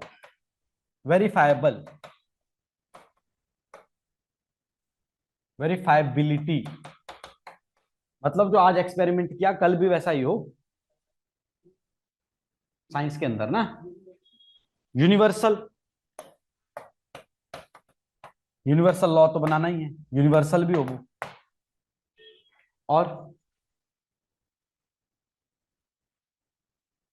साइंस ये नहीं बोलता, जैसे हमने बोला था कि it is not what ought to be, ये आइडेंटिफाई करता है व्हाट इज. दैट मींस ये क्या ढूंढता है? रैशनल एक्सप्लेनेशन और लॉजिक ढूंढता है. अब ये सब जो प्रिंसिपल्स है, ये सब जो एक तरीके से क्या है? कैरेक्टरिस्टिक्स. साइंस की क्या लिख रहे थे हम? कैरेक्टरिस्टिक्स. ये सब कैरेक्टरिस्टिक्स बायोलॉजी पे भी लग जाएगी, ये कैरेक्टरिस्टिक्स मैथ पे भी लग जाएगी, ये कैरेक्टरिस्टिक्स फिजिक्स पे भी लग जाएगी, ये कैरेक्टरिस्टिक्स केमिस्ट्री पे भी लग जाएगी. तो अपने कॉम्ट भाई साहब ने ये सब कैरेक्टरिस्टिक्स देखी कि एक साइंस जो सब्जेक्ट होता है इसकी ऐसी सब क्या है? कैरेक्टरिस्टिक्स होती है. दैट मीन्स अगर मुझे मान लीजिए कि ग्रेविटी पढ़नी है ना, लाइट कैसे आ रही है सन से यहां तक, ये पढ़ना है. ठीक है, या फिर मेरे को ये पढ़ना है कि कौन सी रेल कितनी स्पीड पे जाके ब्रेक मार के कब रुकेगी. इन सब में ये सब कैरेक्टरिस्टिक्स क्या हो जाती है? लागू हो जाती है. तभी वो यूनिवर्सल लॉज बनते हैं. ये अपना फिजिक्स का मैटर हो गया. केमिस्ट्री के मैटर पे जब हम पढ़ेंगे तो हम देखेंगे कि कौन से मिनरल से क्या कंपोजिशन होके कितने बॉइलिंग पॉइंट पे ले जाके या कितने मेल्टिंग पॉइंट पे ले जाके वो मिनरल अपनी कैरेक्टरिस्टिक्स चेंज करता है, या उससे नहीं क्या बन सकता है, कोई अलॉय बन सकता है या कोई नया मिनरल तैयार हो सकता है। ऐसा ही पढ़ते हैं ना, तो उसमें भी एक कैरेक्टरिस्टिक्स लागू होती है। तो इसके कुछ बहुत सारे लॉज बन गए, कुछ बहुत सारे फॉर्मूलाज बन गए, जिससे साइंस सब्जेक्ट क्या हो रहा है, एनरिच हो रहा है, और उसी की क्या हो रही है, बहुत बार खोज हो रही है। तो इसने बोला ये सब जो करेक्टरिस्टिक्स है, इन्हीं की अप्रोचेस को लेकर मैं क्या बना लेता हूं, पॉजिटिविज्म बना लेता हूं, और ये पॉजिटिविज्म की लेयर ऐड करके मैं सोसाइटी को पढ़ लूंगा। मतलब सोसाइटी में जो कुछ हो रहा है उसकी रैशनल एक्सप्लेनेशन ढूंढ पाऊं, सोसाइटी में जो कुछ हो रहा है उसमें मैं लॉजिक ढूंढ पाऊं, सोसाइटी में जो कुछ हो रहा है उसका एक्सपेरिमेंट कर पाऊं, सोसाइटी में जो कुछ हो रहा है उसकी ऑब्जेक्टिव क्राइटेरियाज बना सकूं, सोसाइटी में जो कुछ हो रहा है उसको प्रूव करूं कि वो फैक्चुअल है। मतलब ऐसा नहीं है कि मैंने मनगढ़ंत लिखा है, उसने बोला कि मैं उसको देख पा रहा हूं और वो क्या है, चीज फैक्चुअल है। उसकी वेरीफाइबिलिटी हो सके, उसकी वेरीफाइबिलिटी हो सके। जैसे मान लो मैं ऑब्जर्व करके आया ना आज कि आंटी ने पेड़ को भी नमस्ते की थी और चूल्हे को भी नमस्ते की थी, तो कल जाके आप ढूंढ के आ सको उसको कैसा ही हो रहा है, ऐसा नहीं कि मैंने अपनी मनगढ़ंत कहानी सुना दी आपको। और फिर वो क्या तरीका हो यूनिवर्सल, कि उसकी तरह कोई और लोग भी ऐसा करते हो। तो मैंने आपको एग्जांपल दिया कि दुकानदार भी होते हो, वो भी पहले पूरी दुकान को जो है धूप जला के आते हैं। तो ये यूनिवर्सल होगी ना प्रैक्टिस। ये जो प्रैक्टिस हुई, जो मैंने आपको दो एग्जांपल दिए, ये मैं रेगुलरली अपनी लाइफ में ऑब्जर्व करता हूं। सिमिलरली ये चंडीगढ़ में हो रहा है, तो मैं आपको ये भी बता सकता हूं कि ऐसी प्रैक्टिसेस दिल्ली में भी हो रही है, ऐसी प्रैक्टिसेस हिमाचल में भी हो रही है। फिर आप इस सब डाटा को फैक्चुअली नोट भी कर सकते हो, इस सब डाटा को फैक्चुअली नोट भी कर सकते हो। फिर सब इन सब डाटा के ऊपर आप लॉजिक भी बिठा सकते हो कि ऐसा वो क्यों कर रहे हैं, ऐसा वो क्यों कर रहे हैं। ये जो मैंने आपको चार पांच बातें बोली, यही बातें पहले ऑगस्ट कॉम्ट ने लिखी कि सोसाइटी पढ़ने के लिए ऐसा करना होता है। अभी तो मैंने आपको बताया ना कि एप्लीकेशन है ये, पर शुरुआत में तो सब्जेक्ट तैयार ही हो रहा था। तो ऑगस्ट कॉम्ट ने बोला कि भाई सोसाइटी की प्रोसेस, जो कोई प्रोसेस होगी तुम उसको क्या कर सकते हो, ऑब्जर्व कर सकते हो। वो सोसाइटी की प्रैक्टिस या सोशल प्रोसेस दुनिया में बहुत जगह हो रही हो, उसके बेस पे तुम क्या कर सकते हो, कोई जनरलाइजेशन उसकी निकाल सकते हो। फिर तुम उसको वेरीफाई भी कर, जनरलाइजेशन होगी तब उसको वेरीफाई जाके चेक कर सकते हो। इन सब बातों को क्या बोलते हैं, प्रिंसिपल्स ऑफ पॉजिटिविज्म। यदि तुम ये सारी पांच चीजें इसने बोली, यदि तुम ये पांचों की पांचों चीजें किसी एक प्रोसेस को पढ़ने को लगाओगे, तब जाके जो तुमने अपना सब्जेक्ट तैयार किया वो क्या बनेगा, सोशियोलॉजी बनेगा। तो जो मैंने आपको बताया कि भाई ये प्रैक्टिस है, ये एग्जांपल दिया, इसके ऊपर मैंने ऑलरेडी ऑगस्ट कॉम्ट के पांचों एग्जांपल, पांचों प्रिंसिपल्स अप्लाई कर लिए हैं। इसलिए जिस कंक्लूजन पे मैं पहुंचा आपके सामने, भाई उस आंटी के लिए उसका काम क्या है, वर्शिप है, और वो अपने काम को वर्शिप कर रही है क्योंकि उस वर्शिप से क्या मिलता है उसको, प्रॉफिट। और उसको उस वर्शिप से यदि प्रॉफिट मिलता है तो मैं डेफिनेटली ये बोल सकता हूं कि religion is contributing towards capitalism, religion is contributing towards capitalism. मैं और आप अगर अपनी पढ़ाई को पूजा मान लेना, कि सुबह टाइम से क्या होता, पूजा सुबह करनी पड़ती है ना उठ के, तो अगर आप लोग सुबह उठ के, सच में मतलब ये ऑनेस्ट आपको मैं चीज बता रहा हूं, अगर आप ऐसा कर पाओ कि सुबह उठ के अपने स्टडी टेबल की सफाई करो और धूप जला के अपनी किताबों की पूजा करो कि भाई ये किताबें मेरी जिंदगी बदल सकती है, ठीक है। उसके बाद तुमने पढ़ा चाहे नहीं पढ़ा, मैं ये भी बोल देता हूँ कि अगर तुम सुबह उठ के अपना स्टडी टेबल साफ करो और उसकी तुम पूजा करो कि भाई ये किताबें मैं तुम्हें भगवान मानता हूं या मानती हूँ, क्योंकि तुम मेरा क्या बदल सकते हो, जीवन बदल सकते हो, तो डेफिनेटली ये प्रैक्टिस तुम्हें क्या दिलाएगी, रिजल्ट्स दिलाएगी। क्योंकि अगर तुम 5 बजे उठे, तुमने स्टडी टेबल साफ किया और तुम नहाए और तुमने किताबों की पूजा की, इतना करने के बाद पढ़ भी लोगे ही। ऐसा नहीं करना कि अब मैंने किताबों की पूजा कर ली है तो अब पेपर निकल जाएगा। बट ये प्रैक्टिस अगर तुम अपनाओ तो ये प्रैक्टिस तुम्हारे लाइफ में क्या लेके आएगी? डिसिप्लिन लेके आएगी। अब थ्योरी को प्रूव भी करता हूं ना मैं। ये प्रैक्टिस क्या लेके आएगी तुम्हारे लिए, तुम्हारी लाइफ में? डिसिप्लिन लेके आएगी। जब तुम्हारी लाइफ में डिसिप्लिन आएगा, उस डिसिप्लिन से तुम्हारे लिए क्या आ जाएगी? एक कंसिस्टेंसी आ जाएगी।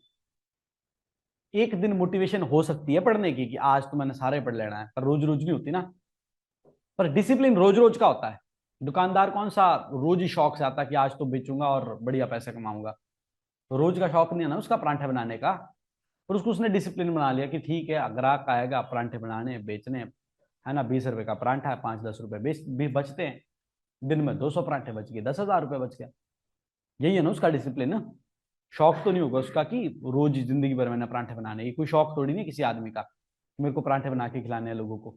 ये क्या है? डिसिप्लिन। तो शौक आपका भी नहीं हो सकता रोज पढ़ने का, क्या बनाना पड़ेगा? डिसिप्लिन। अब ये चीजें बताई थी किसी ने, गॉस्ट कॉम्प ने, अब इसको हमने अप्लाई करना है। तो पॉजिटिविज्म का पहले इंट्रोडक्शन लिखो। Positivism is a way of thinking. Positivism is a way of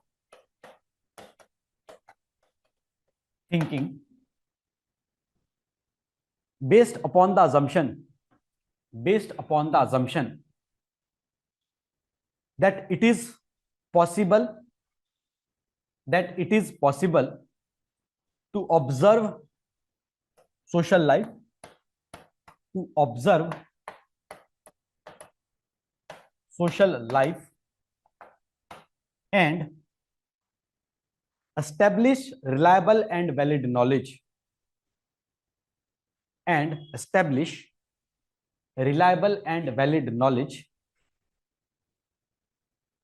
reliable and valid knowledge regarding how society works, regarding how society work, how society work। जैसे हमने बोला था ना कि नदी का पानी बहता है तो उसमें क्या है? Kinetic energy. फिर वो टरबाइन को घुमाती है तो काइनेटिक एनर्जी घूम के इलेक्ट्रिक एनर्जी में जाती है। तो ये हमने एक बार ऑब्जर्व कर लिया और हमने क्या बना लिया? फिजिक्स का एक यूनिवर्सल लॉ बना लिया। तो सबसे पहले तो तुम ये बात एक्सेप्ट करो कि जो सोसाइटी में हो रहा है तुम उसको ऑब्जर्व कर सकते हो, उसको ऑब्जर्व करने के बाद एक रिलायबल वैलिड नॉलेज बना सकते हो। जो चीज मैंने आपको भी बताई कि सुबह उठ के अपनी किताबों की पूजा करनी है, तुम इसको सिर्फ गप्पे ना मानो, क्या मानो? इसको एक प्रिंसिपल मानो कि पेपर निकालने का ये क्या है? एक प्रिंसिपल है। वो पढ़ते ना वो टॉपर स्टॉक में कि आप क्या करते थे, तो उन्होंने किया, उनको भी उस वक्त लगा कि चलो ठीक है बोल देता हूँ। मैं सच बोल रहा हूँ, जो हमारे पास टॉपर टॉक देने वाले हैं तो उनको उस वक्त जो लग रहा होता है ठीक है बोल देते हैं कि बोल देते हैं। कोई नहीं होता ऐसा टॉपर जो सारी साल वही कर रहा हो, और कोई बच्चा नहीं होता ऐसा कि टॉपर ने बोला उसको सारी साल फॉलो कर ले। मैं खुद नहीं कर पाया इतने समय से, अब तो मेरे पढ़ाए हुए बच्चे भी लग गए एचएस में। समझ रहे हो? जो मैंने उनको बताया ना कि ऐसा करो, वो मैं खुद नहीं करता। जो मैंने तुम्हें बताया कि सुबह उठ के किताबें पूजा करो और पढ़ने बैठो, वो मैं खुद भी नहीं कर पाया। कर पाया होता तो मैं लग जाता ना। समझ रहे बात? तो सबसे पहले तो ये मानना है क्या? It is possible to observe social life and establish reliable and valid knowledge regarding how society work. Auguste Comte apply this, it is way of thinking. तो पहला आदमी इसको अप्लाई करने वाला कौन है? Auguste Comte apply this idea to establish scientific discipline based upon the principles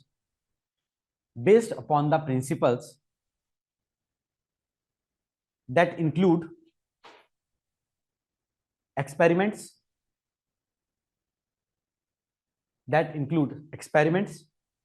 statistics,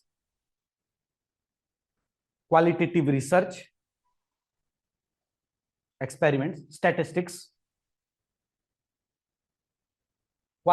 research, and scientific evidence, and scientific evidence.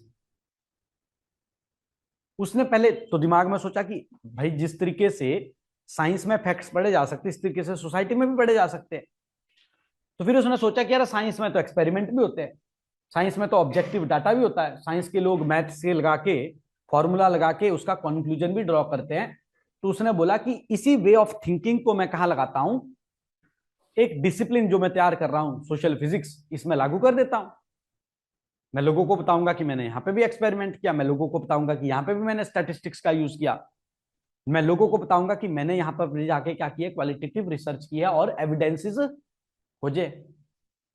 उन evidences को मैं कॉपी में लिखूंगा, कॉपी में लिख के उसकी थ्योरी बनाऊंगा, थ्योरी बना के लोगों को बताऊंगा कि इस प्रकार से क्या की जाती है सोशियोलॉजी। नया सब्जेक्ट तैयार हो रहा है भाई, मतलब हमको एक नई रेसिपी बनानी है, तो हमको इतना पता है कि पनीर बढ़िया कैसे बनता है, हमको ये भी पता है कि मशरूम कैसे बढ़िया बनता है, तो ये सब अलग अलग रेसिपियां हैं। अब आपने, आपके पास कोई नई चीज आई, लेट्स सपोज टोफू नया नया आया होगा ना पहले, तो आदमी ने एक्सपेरिमेंट किया होगा कि यार जब पनीर बढ़िया बनता है तो टोफू भी बढ़िया बन सकता है, हो सकता है ना ऐसा, हो सकता है ना ऐसा। ऐसे करके आपने कोई नई चीज आई, कोई नई सब्जी आई लेट्स सपोज फॉरेन से, तो आपने वो भी बढ़िया बनानी है। तो ऑलरेडी जो मेथड्स है कि भाई पहले तेल डालना पड़ता है, ठीक है, तेल में हल्दी जीरा ये सब डालना पड़ता है, फिर सब्जी डालनी पड़ती है, फिर वो फ्राई होके पकती है, जल्दी ना पके तो कुकर से सीटी मार के फिर जाके पकती है, ये प्रॉपर मेथड है। ये प्रॉपर मेथड साइंसिस के है, यही मेथड उसको कहाँ लगाने हैं, नई चीज पे अडॉप्ट करने हैं। तो ये बोल रहा है कि मेरी वे ऑफ थिंकिंग है जिसमें मैं कुछ मेथड्स यूज करूंगा, कुछ प्रिंसिपल्स यूज करूंगा, जिसमें एक्सपेरिमेंट भी हो सकता है, जिसमें स्टैटिस्टिक्स भी यूज हो सकती है, जिसमें क्वालिटेटिव रिसर्च भी हो सकती है और जिसमें साइंटिफिक एविडेंसेस भी हो सकते हैं। Hence he established he established sociology, hence he established sociology as pure science, as pure science, studying social fact and social dynamics,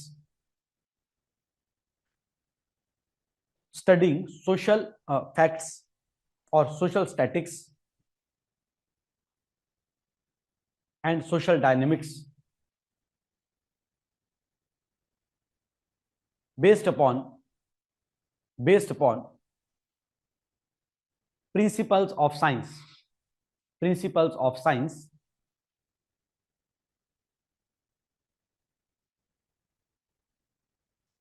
called as positivist principle, called as positivist principles or principles of positivism, or principles of positivism, principles of positivism। ठीक है, positivism suggest that, ये positivism term क्या है, positivism क्या term दी है इसने, positivism suggest that, positivism suggests that Comte wanted to uncover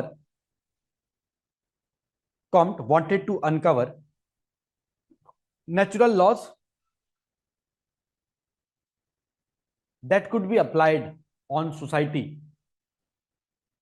natural laws that could be applied on society, that could be applied on society, like biology, like biology, like biology, physics and mathematics, and mathematics, and mathematics।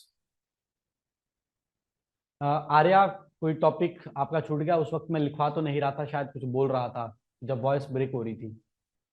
सभी के लिए voice break हो रही थी कि चीजें समझ आ गई है? First point, positivism is the way of thinking,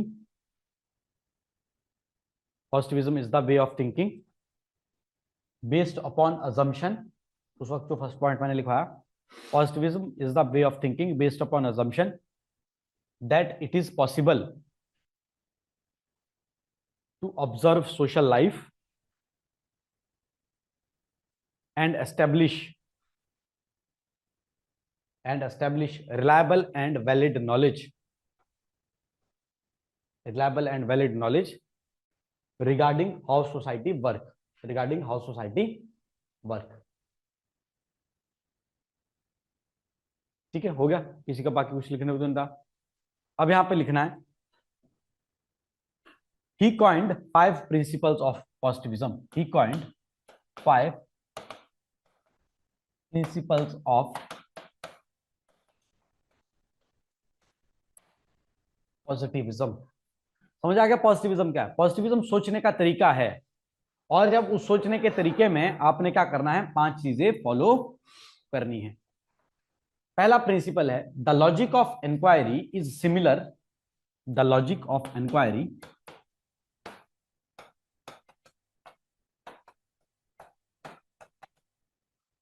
is similar across all branches of science. Across is similar across all branches of science. ये क्या बोलता है कि जो इंक्वायरी हो रही है ना, जो आदमी बायोलॉजी ढूंढ रहा है, बायोलॉजी में मान लो किसी को एक क्या ढूंढना है, नई स्पीसी ढूंढना है, तो उसका लॉजिक ऑफ इंक्वायरी क्या है? नई स्पीसी मन से नहीं लिख सकता मैं, जब दिखेगी, जब मैं प्रूव करूंगा कि भाई इसके ऑर्गन्स इस तरीके के हैं, इसके सेल्स इस तरीके के हैं, तब जाके उसको मैं क्या बोलूंगा, नई स्पीसी बोलूंगा. सेम केमिस्ट्री में है कि कोई मिनरल आपको मिला, वो मिनरल की कॉम्पोजिशन क्या है, जब तक एग्जैक्टली आप उसको ढूंढ नहीं पाते तब तक उसको तुम पब्लिश नहीं करते, ना ही तब तक तुम उसके यूज सजेस्ट करते हो. सेम ही तरह में फिजिक्स है. बहुत समय से बात चल रही है कि ब्लैक होल होता है, ब्लैक होल होता है, ब्लैक होल होता है. कहां होता है अभी तक नहीं दिखा था, तो जब दिखा तो उसकी फोटो छप गई. ब्लैक होल के अंदर क्या होता है किसी ने नहीं लिखा अभी तक, बस इतना ही लिखा है कि उसका बहुत ज्यादा मास होता है. वो इतना ज्यादा मास होता है कि उनको दिखता भी नहीं है. क्यों? क्योंकि वो एनर्जी को भी अपने अंदर खींच लेता है, लाइट को भी अपने अंदर खींच लेता है. उसका कितना बड़ा वेट होगा, कितना बड़ा साइज होगा, इसके बारे में कोई फालतू ज्ञान अभी लिख नहीं रहा. कब तक नहीं, जो जो लिख रहा है वो क्या हो चुका है, प्रूव हो चुका है. तो लॉजिक ऑफ इंक्वायरी क्या है कि भाई क्लियरली सोसाइटी में वही चीजें हम लिख सकते हैं जो फैक्चुअल है, जिसको ऑब्जर्व किया जा सकता है. तो समाज के बारे में और सोशियोलॉजी की किताब में तुम वो सब मत लिखना जो तुम्हारा फिक्शन है, उसको तुम लिटरेचर में लिखो इंग्लिश के अंदर. सोशियोलॉजी में वही सब लिखना है जो रियलिटी में हो रहा है. तो जो लॉजिक ऑफ इंक्वायरी फिजिक्स का है, बायोलॉजी का है, केमिस्ट्री का है, वही लॉजिक ऑफ इंक्वायरी किसके अंदर होना चाहिए, सोशियोलॉजी के अंदर भी होना चाहिए. तो अगर तुम सोशियोलॉजिस्ट बनना चाहते हो तो साइंस को समझो कि फिजिक्स कैसे काम कर रहा है, केमिस्ट्री वाला कैसे काम कर रहा है, बायोलॉजी वाला कैसे काम कर रहा है. इसमें लिखना आपने आगे, it establish that society is real. जैसे तुमको मिनरल मिलता है ना, और मिनरल की कंपोजिशन तलाशते हो, एक एनिमल मिलता है फिर उस एनिमल के ऑर्गन्स को स्टडी करते हो, वैसे सोसाइटी भी क्या है, रियल है. It establish that society is real and social reality can be studied. Social reality can be studied. पहले तो कोई मानने को तैयार ही नहीं था ना कि मैरिज को भी पढ़ा जा सकता है. बोलो कैसे पढ़ना, मैरिज तो होती है. घर जाओगे क्या सभी लोगों के, बोलो मैं कारण ढूंढूंगा ना मैरिज हो क्यों रही है, फिर मैरिज के फंक्शंस क्या है, फिर मैरिज में प्रॉब्लम्स क्या है, इन सबको पढ़ा जा सकता है. तो शुरुआत में लोगों ने बोला होगा कि यार किसी के घर में कुछ प्रॉब्लम है, किसी के घर में कुछ प्रॉब्लम है, किसी के घर में कुछ प्रॉब्लम है, तो तू कैसे पढ़ेगा. तो ये बोलेगा कि भाई साइंस में भी तो हो सकता है, साइंस में भी तो हर चीज पढ़ी जा सकती है. अब मैं 10,000 शादियों का डाटा इकट्ठा कर लूंगा, देख लूंगा उसमें क्या पैटर्न तलाशा जा सकता है। तो पहले तो लोगों को प्रूव करवाया कि society is real and social reality can be studied. अब इतना ही हमने लिखना है, इसका एग्जाम्पल लिखना। Was applied by this principle was applied by Talcott Parsons this principle was applied by Talcott Parsons in his social system theory in his social system theory in his social system theory। ये हमने इसका साथ में क्या दे दिया, argument भी दे दिया। अब देखो सोशल सिस्टम थ्योरी हमारे सिलेबस का पार्ट है नहीं, बट फिर भी मैं आपको सिंपली मैंने 2-3 बार अब समझा दिया, अब तक तो याद हो जाना चाहिए सोशल सिस्टम थ्योरी है क्या। सोशल सिस्टम थ्योरी ऐसा बोलती है कि सोसाइटी बहुत बड़ा एक फ्रेमवर्क है। ऐसे फ्रेमवर्क के वो 4 पॉइंट भी बताता आगे, उसको AGIL मॉडल भी बोलते हैं। उसने बोला सोसाइटी में यदि चेंज आ रहा है तो चेंज लाने वाला कोई फैक्टर होगा। मान लो कोई, वो आपने देखे वो बच्चे नहीं खेलते, वो उसको क्या बोलते हैं, वैक्स के जैसे टॉयज जो होते हैं, क्ले टॉयज होते हैं, ऐसा कुछ होता है। तो उसमें हम क्या करते हैं कि लेट्स सपोज हमने यहां से कोई फोर्स डाली तो वो इस तरीके से थोड़ा सा मूव हो जाएगा, बट वो कोशिश करेगा ना वापस आने की। जैसे स्पॉन्ज होता है, स्पॉन्ज स्पॉन्ज को हमने दबाया ना, तो अगर मान लो क्यूब का जैसा स्पॉन्ज है ना, ऐसा क्यूब है, ठीक है, ऐसा स्पॉन्ज है, यहां से हमने उसको प्रेस किया तो वो थोड़ा सा यहां से ऐसे झुक जाएगा, पर स्पॉन्ज वापस कोशिश करता है ना उसी शेप में वापस आने की। तो ये बोलता है कि सोशल सिस्टम भी ऐसा ही होता है। तुमने कोई चेंज लेके आया, सोसाइटी में भी वो मूव करता है। सोसाइटी में एक इंस्टीट्यूशन हुआ, वो दूसरे इंस्टीट्यूशन को मूव करेगा, वो तीसरे इंस्टीट्यूशन को मूव करेगा, चौथे इंस्टीट्यूशन को मूव करेगा। मान लो जैसे जॉइंट फैमिली न्यूक्लियर फैमिली में टूटी, तो न्यूक्लियर फैमिली में कम लोग होंगे, कम लोग होंगे तो पति पत्नी के इंटरेक्शन आपस में ज्यादा होंगे, बच्चों और माँ बाप के इंटरेक्शन आपस में ज्यादा होंगे, ठीक है। तो बच्चे ज्यादा पैम्पर्ड बनेंगे। जिनके 5 बच्चे होंगे ना, वो अपने बच्चों पर उतना ध्यान नहीं देता जिनका एक होता है। लगभग सिंगल चाइल्ड ही बच्चा ज्यादा पैम्पर्ड होता है। जो सिंगल चाइल्ड ज्यादा पैम्पर्ड होगा वो लाइफ में कम रिस्क लेने वाला होगा, ठीक है। उसको बोलेंगे खेलने मत जा, डर्ट लग जाएगी। उसको बोलेंगे पहाड़ में एडवेंचर ट्रिप में करने की कोई जरूरत नहीं है, तो हमारा इकलौता भाई, ठीक है।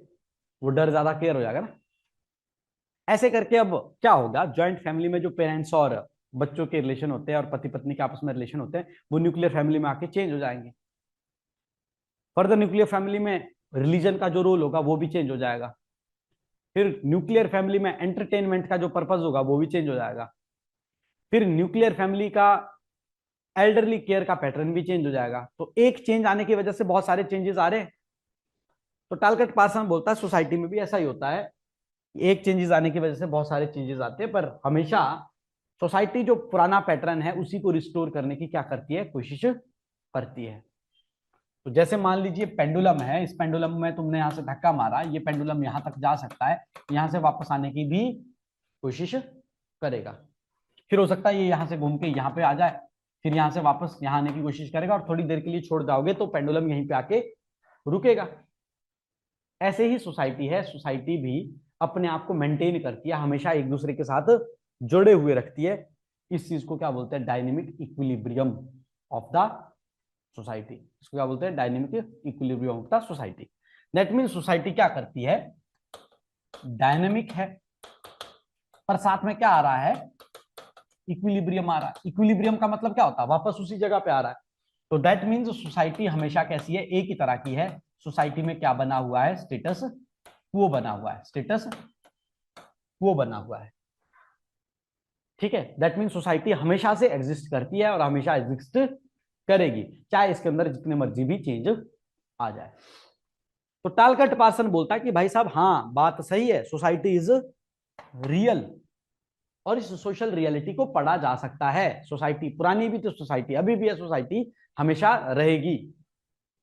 सोसाइटी में चेंज पहले भी आ रहे थे, सोसाइटी में चेंज आज भी आ रहे हैं, सोसाइटी में चेंज कल भी आएंगे, पर सोसाइटी हमेशा इंटैक्ट रहेगी, सोसाइटी हमेशा इंटैक्ट रहेगी। तो ऐसी थ्योरी वो तभी बना पाया जब इसने इस चीज को क्या किया, एक्सेप्ट किया कि सोसाइटी क्या है, रियल है। सोसाइटी क्या है, रियल है। समझ पा रहे हो बात? ठीक है, तो ये थ्योरी नहीं लिखनी है, बस इतना लिखना कि टालकट पार्सन ने सोशल सिस्टम थ्योरी ऐसे डेवलप की। दूसरा principle, the goal of inquiry is to explain, द goal of inquiry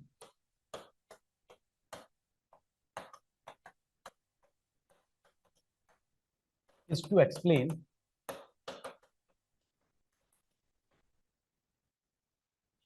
predict and discover, explain predict and discover।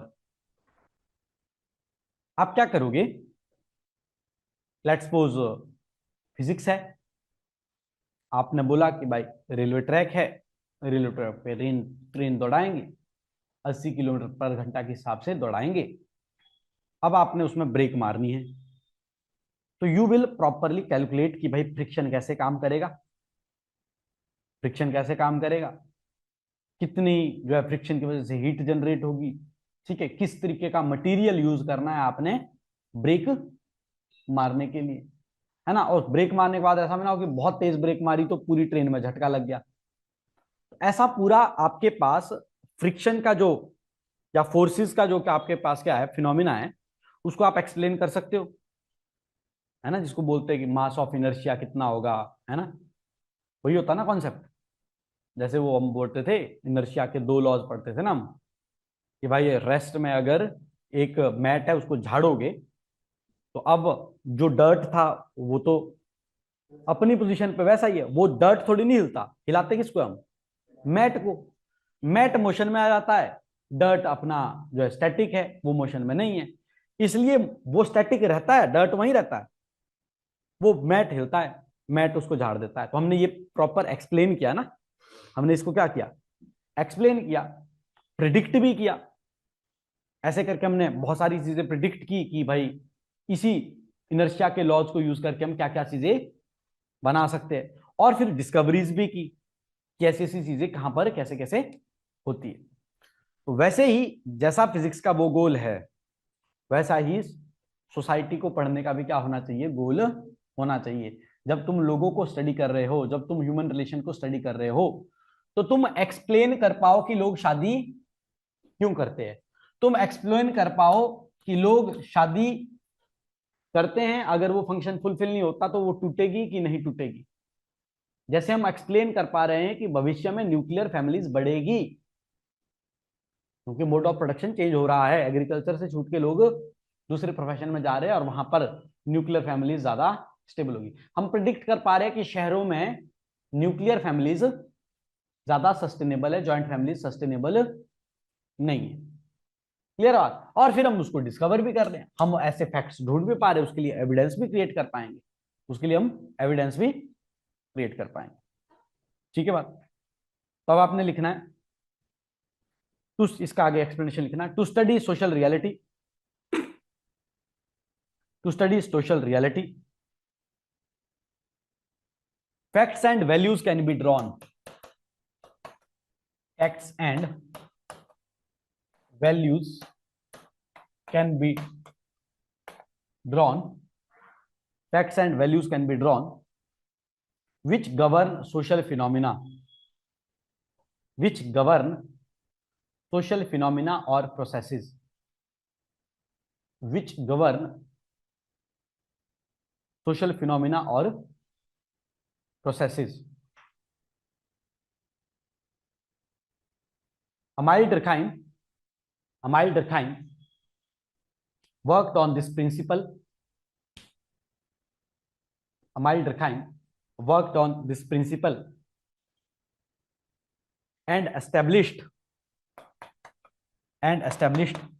fact value separation,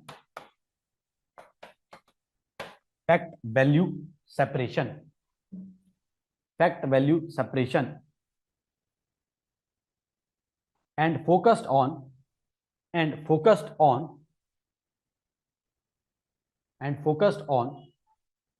society as social fact, society as social fact. हमने introduction के दिन भी पढ़ा था कि वेबर सोशल एक्शन पढ़ना चाह रहा है और रिमाइंडर डर्कहाइम सोशल फैक्ट पढ़ना चाह रहा है। ठीक है बात। अब इसका ना मैं बड़ा सिंपलेस्ट आपको एग्जांपल देता हूं, ये कैसे काम करता है। आपने वो वाला एक मीम वायरल हुआ था कि दो आदमी शहर में मिले, साथ में बैठे, तो एक दूसरे के गांव के बारे में बात कर रहे थे। तो आदमी बोलता है कि यार मेरे गांव में तो दादाजी रहते थे, हम तब बड़े गरीब हुआ करते थे, तो इसलिए हमने शहरों में नौकरी ढूंढ ली। तो अब मैं बोलो शहर आ गया हूं, तो मेरे पास यहाँ पर 3 BHK का एक फ्लैट है, एक गाड़ी है, नौकरी है, और सुबह शाम अपना खाना पीना बढ़िया चल रहा है, अच्छा लाइफस्टाइल चल रहा है। दूसरा आदमी पूछता है कि अच्छा दादाजी कहाँ है? बोलो दादाजी गांव में है। तो बोलो दादाजी गांव में किसके साथ रह रहे हैं? बोलो दादाजी गांव में अकेले रह रहे हैं, दादा दादी दोनों रह रहे हैं। तो बोलो कैसे रह रहे हैं, कहाँ रह रहे हैं? बोलो उनके पास एक गांव में घर है। बोलो कितना घर है? बोलो है 5-6 कमरे। बोलो और क्या है? बोलो और 2 गायें हैं, अपना दूध है, अपना दही है, अपना मक्खन है, अपना पनीर है। बोलो और क्या है? बोलो घर के आगे पीछे 2 खेत हैं, खुली जमीन है, घूमते फिरते हैं, साफ हवा है। बोलो और क्या है? बोलो और गांव के आसपास बड़े लोग हैं, सुबह शाम बातचीत करते हैं, एंटरटेनमेंट करते हैं। तो बोलो भाई तू गरीब की वो गरीब। अब प्रॉब्लम क्या है? अब इसके फैक्ट्स हम ढूंढते हैं। अभी तक वैल्यू है हमारी। वैल्यू क्या है? वैल्यू बोलती है, उसकी वैल्यू बोलती है कि मेरे दादाजी गरीब थे, गांव में रहते थे, गाय पालते थे, खाते पीते, थोड़े बहुत 2 खेत है, उससे अपना राशन पानी चला रहे हैं, पर इनकम कोई नहीं है। ये वैल्यू है कि दादाजी गरीब है। और भाई साहब की वैल्यू है कि मेरे पास शहर में 3 BHK का फ्लैट है, मेरे पास गाड़ी है, मेरे पास नौकरी है। अब इन दोनों के फैक्ट तलाशते हैं। फैक्ट तलाशते हैं। ज्यादा बड़ा घर जमीन किसके पास है? दादाजी के पास। ज्यादा समय अपने लिए कौन दे पा रहा है? दादाजी दे पा रहे हैं। ठीक है। ज्यादा कॉम्पिटिटिव, कंपटीशन किसके पास है, और ज्यादा एक तरीके से रिलैक्स्ड कौन है? दादाजी। तो आपको नहीं लगता कि इन फैक्ट्स के बेस पे दादाजी का लाइफस्टाइल बढ़िया है? इन फैक्ट्स के बेस पे आपको नहीं लगता कि दादाजी का लाइफस्टाइल बढ़िया है? तो फिर जब हमने सोशियोलॉजी पढ़नी है तो वैल्यू छोड़नी है। ये वैल्यू छोड़ देनी है कि शहर में तुम बढ़िया कपड़े पहन रहे हो तो तुम बढ़िया लाइफस्टाइल जी रहे हो। फैक्ट्स पे काम करना है कि तुम बढ़िया लाइफस्टाइल गांव में जी सकते हो।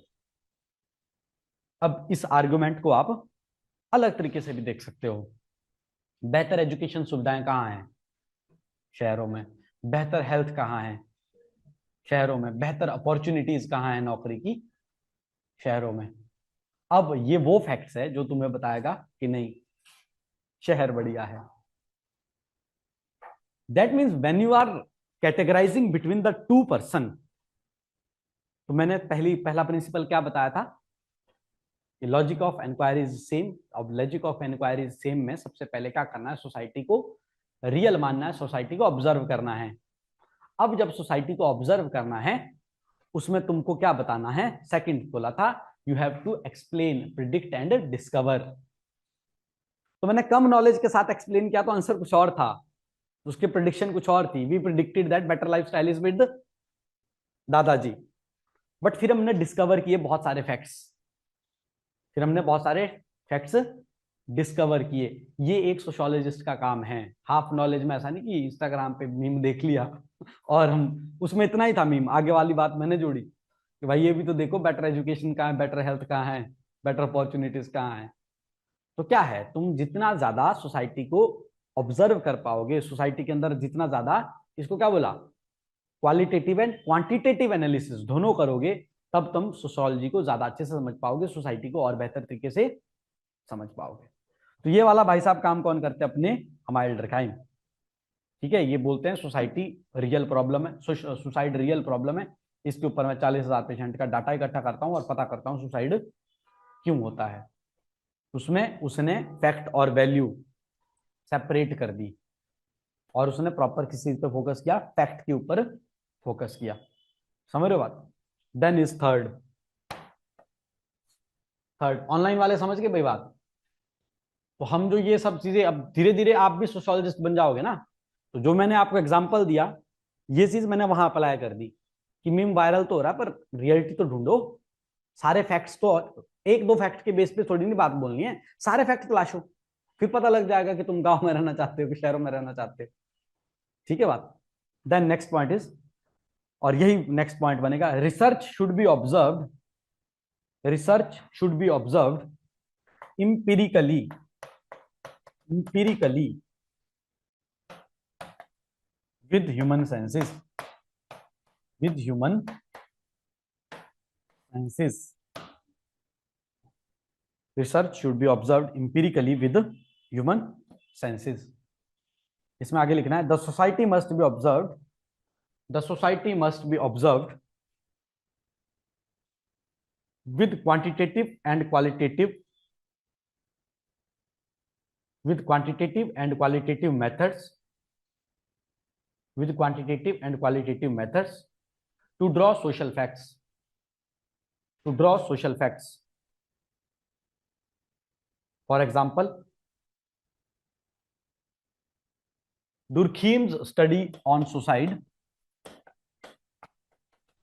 Durkheim's study on suicide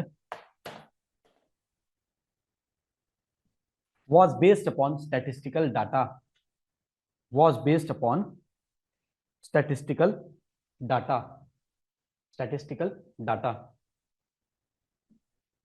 online में और आप लोगों में किसी की 3 बजे क्लास है, इसी क्लासरूम में है, दूसरे में, ठीक है। तो फिर थर्ड प्रिंसिपल पे ही एंड करते हैं, 2 प्रिंसिपल खत्म मंडे को करके, मंडे को ही अगस्त कॉम्प कंप्लीट हो जाएगा, ठीक है।